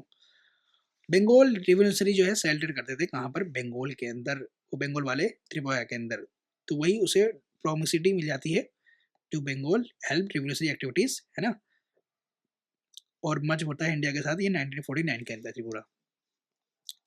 तो इसका आंसर आएगा हमारा पी, ठीक है। चलो question number 37, the last major extension of the British Indian territory took place during the time of, कितना इजी क्वेश्चन है, लास्ट मेजर एक्सटेंशन करा गया है टेरिटरी के अंदर, किसके टाइम पे हुआ? सबको पता है, डॉक्ट्रिन ऑफ लैप्स कौन लगाया था, ठीक है, डेलोजी, ठीक है। लिटरल के बारे में पता है कि वर्नाकुलर प्रेस एक्ट लगाया था 1878 में। कर्जन 1905 में बंगाल का पार्टीशन करता है। डफरिन इसके ऊपर तो बहुत अटैक हुआ था, ठीक है। और ये कौन रहा है भैया? तो ये वायसराय रहा है, ठीक है। चलो, विच of the following statement is not correct? फिर ध्यान रखना, नॉट करेक्ट। नील दर्पण जो है ये एक प्ले था based on the expectation of the indigo farmers. अच्छा, the author of play Ghasiram Kotwal Vijay Tendulkar, ठीक है। द प्ले नवन्ना and Navin Chandra Das was based on the famine of Bengal. The Urdu theatre used to depend heavily on Parsi theatre. यार not correct, हमें सही वाला नहीं निकालना, नॉट करेक्ट वाला। अब देखो नील दर्पण तो बिल्कुल इंडिगो रिवोल्ट के ऊपर ही था और इंडिगो फार्मर्स के ऊपर ही था, ये तो बिल्कुल ठीक है, मतलब करेक्ट वाला है, लेकिन हमें नॉट करेक्ट वाला निकालना है। अब देखो दोस्तों, अब ये आपको पढ़ा ही नहीं पढ़ा नहीं कि ऑथर ऑफ द प्ले घसीराम जो थे कोटवाल वो विजय तेंदुलकर थे। अब यहाँ पर लिखा प्ले नवन्ना by Navin Chandra was based on the famine of Bengal. अब ये देखो ना, इन दोनों में से आंसर हो सकता है, पूछो कैसे? यहाँ भी ऑथर की बात करी गई है और यहाँ भी ऑथर की बात करी गई है, ठीक है, और ये दोनों अलग ही है ना, depend on heavily on party theatre, ये अलग है। तो आंसर तो आपको पता चल गया कि बी और सी में ही होगा, ठीक है। तो देखते हैं कौन सा गलत है। 38, तो नवन्ना अबाउट द बंगाल फेमिन था, मतलब नवन्ना जो लिखा गया था वो बंगाल फेमिन के ऊपर लिखी गई थी, और इसको लिखा था बिजोन भट्टाचार्य ने, ना कि नवीन चंद्र दास ने, ठीक है। चलो आंसर मिल गया कि गलत कौन सा है, ये वाला। तो ये ध्यान ना, घसीराम कोटवाल जो प्ले था उसको विजय तेंदुलकर लिखते हैं, है ना। आगे जी, क्वेश्चन नंबर 39, 38 हो गया हमारा, 39, match list 1 to 2, select the correct answer, code below. क्या the first Indian war of independence, उसके ऑथर कौन है? किसको नहीं पता, वीडी सावरकर जी है, विनायक दामोदर सावरकर जी, आनंद मटके, पीवाईक्यू है, पीवाईक्यू है, और बंकिम चंद्र चटर्जी जी ने लिखी है, और इसी के अंदर उन्होंने दिया था नेशनल सॉन्ग हमारा, ठीक है। लाइफ डिवाइन, मैंने आपको बताया था, औरबिंदो जो है स्पिरिचुअल चीज में चले जाते हैं, और इन्होंने ही जो है डिवाइन के ऊपर बात लिखेंगे, औरबिंदो घोष। साधना रविंद्रनाथ टैगोर, क्योंकि यही बात कर रहे थे किसकी, शांति निकेतन की, साधना करने की, ठीक है। Question number 40, at the time of the empires in Europe were crumbling before the might of the Napoleon, which of the following governor general kept British flag flying high in India? कह रहा भैया empire जो थे Europe के अंदर crumbling कर रहे थे before the might of Napoleon, Napoleon के जो है एक्सपेंशन चल रहा था, तो उस टाइम पे इंडियन जो ब्रिटिश फ्लैग था उसको हाई हाई कौन रखता है? नेपोलियन के टाइम पे, नेपोलियन का जो डर था इंडिया में आने का, तो कौन था उस टाइम पे भैया? याद करो इनमें से कौन था जो इंडिया के अंदर गवर्नर जनरल ऑफ इंडिया होता है या फिर वायसराय होता है, तो कौन वो लिस्ट तो नहीं था, ये आपको पता होना चाहिए। अच्छा, सब्सिडी अलायंस बनाया गया था लॉर्ड वेलेस्ली के द्वारा, है ना, वॉरेन हेस्टिंग भी नहीं होगा इसका आंसर, ठीक है। डलहौजी, डलहौजी, डलहौजी के बारे में अभी आपको पढ़ा, डॉक्टर ऑफ लैब्स लेके आया था, राष्ट्रीय ट्रीज नहीं कोई करी थी, ठीक है। तो 40 का एक बार देख लेते हैं माइंड मैप। यस, वेलेस्ली ही है, ठीक है, क्योंकि ध्यान रखना, नेपोलियन वॉर चल रहे थे तो उसने सब्सिडी रिलायंस सिस्टम लेकर आया था, जिसे एक्सपेंड किया था ब्रिटिश स्टेट को, और इसी ने डिफीट किया था टिप्पू सुल्तान को 1799 में। सेरिंगपट्टनम में इसकी मृत्यु हुई थी टिप्पू सुल्तान की, यहाँ पर वो लड़ते लड़ते अपनी कैपिटल को बचाने में, मैसूर स्टेट को, और यही इस्टेब्लिश करता है ब्रिटिश सुप्रीमेसी को, क्योंकि सब्सिडी रिलायंस के अंदर था गया। उसके प्रोविजन याद है ना, मैंने आपको पढ़ा रखे हैं, है ना। तो इसका आंसर होगा विलियम्सली। क्वेश्चन नंबर 41, गवर्नर जनरल वो फॉलोड स्पीडेड फॉरवर्ड ब्लॉक या forward policy, sorry policy towards Afghanistan. एक बात और, फॉरवर्ड पॉलिसी क्या दी है? फॉरवर्ड पॉलिसी कुछ नहीं है, ये फॉरवर्ड पॉलिसी का मतलब कुछ नहीं है, मतलब बफर स्टेट बनाना, रसिया के इन्फ्लुएंस से बचने के लिए, नेपोलियन से बचने के लिए बफर स्टेट बना देना, ठीक है, अफगानिस्तान को यूज करना है बफर स्टेट। तो कौन था इनमें से? लीटर का काम था क्या, डफरिन का काम था क्या, मिंटो का काम था क्या, या अरेंजर का काम था? बताओ किसने किया था? तो आपको पता होना चाहिए ये लिटरनी का काम है, क्योंकि मॉडल मिंटो रिफॉर्म्स के लिए तो मिंटो रिफॉर्म है, मिंटो फेमस है ना। तो 41 का एक बार माइंड मैप देख लेते हैं भैया। यस, लिटरनी का काम है। सेकेंड एग्लो अफगान वॉर चली थी 1878 से लेके, बिल्कुल याद रखना, 80 तक, ठीक है। उसने ही फॉरवर्ड पॉलिसी लेकर आया था, ठीक है। और वर्नाकुलर प्रेस एक्ट भी लेकर आया था 1878 में। वर्नाकुलर प्रेस एक्ट के अंदर क्या प्रोविजन थे, याद करो जरा, क्या था, ठीक है। और डफरिन जो है थर्ड एंग्लो बर्मीज वॉर लड़ता है, और वो ये मॉडल रिफॉर्म्स के लिए फेमस है, और ये इससे पहले एलिगिन बन चुका है, वैसा है, ठीक है। क्वेश्चन नंबर 42, अब करेक्ट सीक्वेंस पूछा गया है। तो तिलक का होम रूल लीग 1916 याद आ रहा हो, है ना। कोमतगारू इंसिडेंट, वही सिब्बाला इंसिडेंट याद करो, ठीक है, जो कनाडा का आता है, वो क्या था वर्ल्ड वॉर 1 के टाइम पे 1914। गांधी जी का राइवल किसको नहीं पता, 1915। तो 2-3 बनना आंसर, 2-3-1 डी आंसर आ गया। वो the following pairs correctly match, ठीक है जी, देखते हैं। अच्छा, एल्बर्ट बिल रिपन लेकर आया था, रिपन बहुत अच्छा वायस रहता, ठीक है, तो उसने ही एल्बर्ट बिल लेकर आया था। एल्बर्ट बिल का प्रोविजन याद करो क्या थे? यूरोपियन जज वर्सेस इंडियन जज क्या था, याद करो। फिरोज शाह मेहता इंडियन नेशनल कांग्रेस जुड़े हुए थे, किसको नहीं पता। बदरुद्दीन तैयब जी मुस्लिम लीग से जुड़े, अरे किसको नहीं पता, ये आईएनसी से जुड़े हुए थे भैया, और ये प्रेसिडेंट भी रह चुके, first Muslim president of INC, है ना। काटो इसे, तो फोर्थ काट लो, फोर्थ काटते के साथ ये देखो आपका आंसर आ गया, 1 2 3 इज करेक्ट, ठीक है। इसका मतलब पहला भी करेक्ट है कि Theodore Beck Mohammad Anglo Oriental college के अंदर थे, ये अलीगढ़ के अंदर प्रोफेसर होंगे, टीचर होंगे, कुछ भी होंगे, है ना। अब देखो यहाँ पर एग्जामिनर ने तुम्हारे काम आसान कर दिया, बदरुद्दीन तैयब जी को मुस्लिम लीग के साथ मिला दिया यहाँ पर, और सबको पता है कि मुस्लिम लीग के साथ नहीं, आईएनसी के थे ये तो, है ना। तो फोर्थ काटते ही आपका आंसर आ गया। 44, लिस्ट 1 से लिस्ट 2 मिलाना है, करेक्ट। सूरत स्पीड कब होता है? 1907 में, सबको पता है। कॉमन अवार्ड कब मिला था? अच्छा, 1932 में मिला था। 1935 में एक्ट भी आ जाता है। ऑल पार्टी कन्वेंशन कब हुई थी? पूर्ण स्वराज का रेजोल्यूशन कब पास हुआ था? ये सबको याद है, 1929 में हुआ था, ठीक है। तो काटो 1905 तो कहीं नहीं होने वाला। तो ऑल पार्टी कन्वेंशन आपका हुआ था 1928 के अंदर, याद करो। मोतीलाल नेहरू जी को बना दिया जाता है इसका वो प्रेसिडेंट वगैरह, और मोतीलाल जी को बोला चलो वो रिपोर्ट लेकर आओ एक, तो नेहरू रिपोर्ट बोलते हैं उसे, है ना। चलो आगे, अरे वाह, ये किसी की बायोग्राफी के ऊपर है, ठीक है। बायोग्राफी किसके ऊपर है?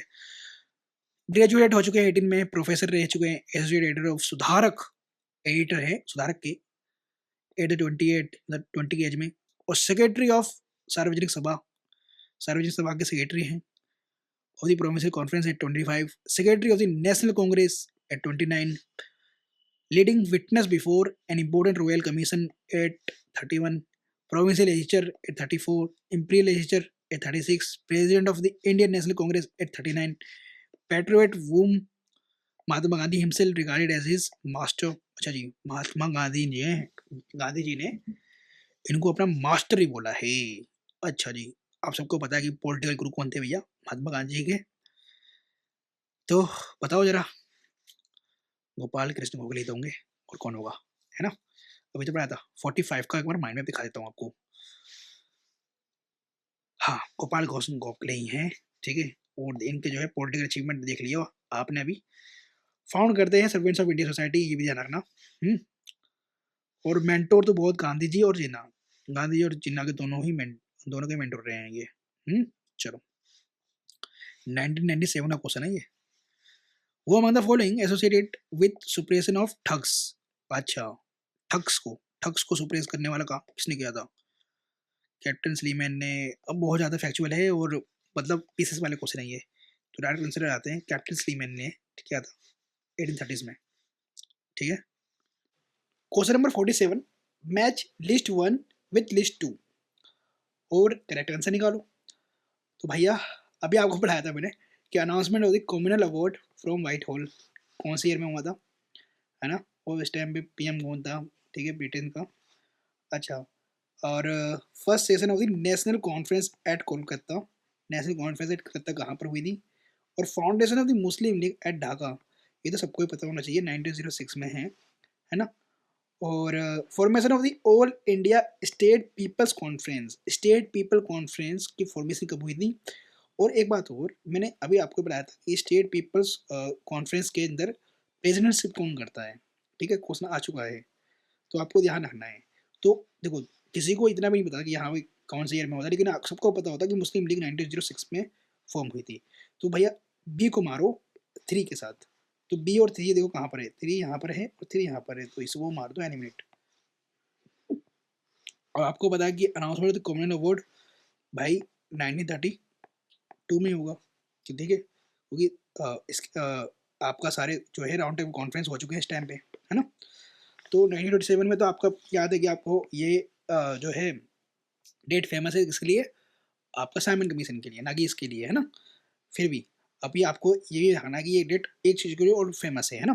बट आप यहाँ पर ये जान गए हो कि कॉमन अवार्ड का जो हुआ था वो 1932 के अंदर हुआ था। तो ए का तो आएगा आपका मतलब डी का 1 आएगा, तो डी का 1, तो आप यहाँ पर आ गए, ये रहा इसका आंसर। तो ए का तुम्हारा 4 आ जाएगा। First session of the national conference Calcutta 1883, ठीक है, क्योंकि यहीं पे कॉन्फ्रेंस हुई थी 1883 में। मैं आपको पढ़ा भी चुका हूँ कि आईएनसी का फॉर्मेशन कैसे हुआ था।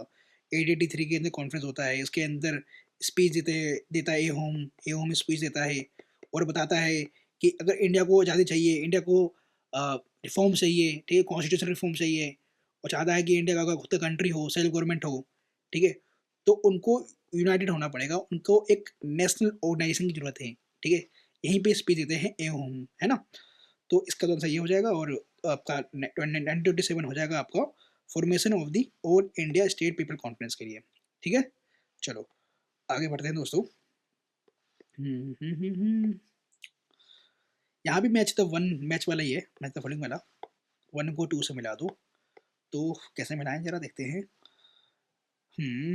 ऑटोबायोग्राफिकल राइटिंग्स और नेशन मेकिंग, ठीक है, और हिंद स्वराज किसने लिखी? अरे भाई हिंद स्वराज के बारे में तो सबको पता है किसने लिखी है ना? और इंडियन स्ट्रगल ये किसने लिखी है, जरा ये देखा करो। तो हिंद स्वराज के बारे में सबको पता होना चाहिए, शायद महात्मा गांधी जी ने लिखी है ना, हिंद स्वराज। और हिंद स्वराज के अंदर ही गांधी जी ने बताया था कि नॉन कोऑपरेशन करना क्यों जरूरी है अंग्रेजों के साथ, ठीक है, उनके साथ कोऑपरेट ना करो, हिंद स्वराज के अंदर ही बताया था। और ये इवन दोस्तों 10th क्लास के एनसीईआरटी की बुक के अंदर भी लिखा हुआ है ये सब विषय, है ना? तो आपका 48 का इतना पता चल गया आपको कि भाई मुझे नहीं पता किसने क्या क्या लिखा, लेकिन महात्मा गांधी जी को पता कि हिंद स्वराज की बुक में इन्होंने लिख रखा है। तो बी का 1 है, तो बी का 1 है, काटो, ये भी काटो, 50-50 पे आ गए, और ए का आपको 4 भी पता चल गया है। तो सुरेंद्रनाथ ब्रदर जी ने नेशन मेकिंग लिखी है, याद कर लो अभी कभी, ठीक है। और पी का 1 बताइए। अब आपको सी और डी जे करना है। अब देखो दोस्तों, सुभाष चंद्र बोस जी के बारे में किसको नहीं पता, ठीक है। तो इंडियन फ्रीडम स्ट्रगल इन्होंने करा है, आईएनए की फॉर्मेशन करी है, 2 बार आईएनसी के प्रेसिडेंट रह चुके हैं, ठीक है, जर्मनी भी जाते हैं, ठीक है, हिटलर के सपोर्ट लेने के लिए सब कुछ करते हैं। और लाजपत राय जी के बारे में तो अभी आपने पढ़ा है कि ऑटोबायोग्राफिकल राइटिंग लिखते थे। देखो 1996 से वो क्वेश्चन इन्फ्लुएंस होकर बना था वो, है ना, कि ऑटोबायोग्राफी किसने लिख रखी है, मजनी गेरिबाल्डी की, है ना, और शिवाजी की भी तो लाजपत राय जी ने लिख रखी है, और ये अमेरिका में स्टे भी करें, है ना। क्वेश्चन नंबर 49 जवाहरलाल नेहरू के ऊपर है कि he was the president of the Congress party इन 1947। चलो 1946 में कौन थे ये याद करो जरा, अभी पढ़ाया था मैं। कृपलानी जी थे, JB कृपलानी, है ना, जब कैबिनेट मिनिस्टर बनाना आता है। He presided over constituent assembly, अच्छा प्रेसाइड करते कॉन्स्टिट्यूएंट असेंबली में। He form first Congress ministry in united province before India's independence, अच्छा तो फर्स्ट कांग्रेस मिनिस्ट्री फॉर्म करते हैं जो उस टाइम का यूनाइटेड प्रोविंस स्टेट था उसके अंदर, बिफोर इंडिया के इंडिपेंडेंस के टाइम पे। तो भाई आपको पता है कि यस प्रेसिडेंट तो ये थे कांग्रेस पार्टी के, ठीक है, लेकिन 1947 में भी रहेंगे क्या, ठीक है, और मेरे हिसाब से रहना चाहिए, क्यों, जो INC का प्रेसिडेंट रहेगा आज़ादी के टाइम पे वही प्राइम मिनिस्टर बनेगा, ठीक है, क्योंकि आज आपको पता है कि भैया जो पार्टी लीडर होता है उसी को ही क्या कहते हैं प्रेसिडेंट बना, वो प्राइम मिनिस्टर बनाते हैं। 49 का माइंड मैप, 49 का माइंड मैप, ये जी, हाँ जी, हाँ जी, बिल्कुल सही है, प्रेसिडेंट रहे हैं, ठीक है। कॉन्स्टिट्यूंट असेंबली का देखो प्रेसिडेंट सबको पता है कि राजेंद्र प्रसाद जी थे, तो ये तो गलत हो जाएगा, तो उसने बोला था कि प्रेसिडेंटशिप करी है ना कॉन्स्टिट्यूंट असेंबली की, सबको पता है राजेंद्र प्रसाद जी थे। और ड्राफ्टिंग कमेटी कौन थे भैया, तो BR अम्बेडकर जी थे, ड्राफ्टिंग कमेटी के थे वो। लेकिन ऑल ओवर कॉन्स्टिट्यूंट असेंबली के प्रेसिडेंट कौन थे, राजेंद्र प्रसाद जी, और ये हमारे फर्स्ट प्रेसिडेंट बनते हैं। यस, फर्स्ट कांग्रेस PM रहे हैं ऑफ यूपी के, ठीक है, प्रोविंस के 1937 में कौन, आपका जवाहरलाल नेहरू। तो 1 और 3 इसका आंसर होगा, 2 इज रॉन्ग, ठीक है। तो यहाँ पर आपके आएंगे राजेंद्र प्रसाद जी, है ना, तो 2 काटो, 2 काट दिया आंसर आपका होना चाहिए, 1 और 3 ये आ गया, है ना। Question number 50, which of the following pairs is not correctly matched, correctly match नहीं है। तो कह रहा जवाहरलाल लाल बजाज जो है सत्याग्रह आश्रम खोलते हैं वार्धा में, ठीक है जी।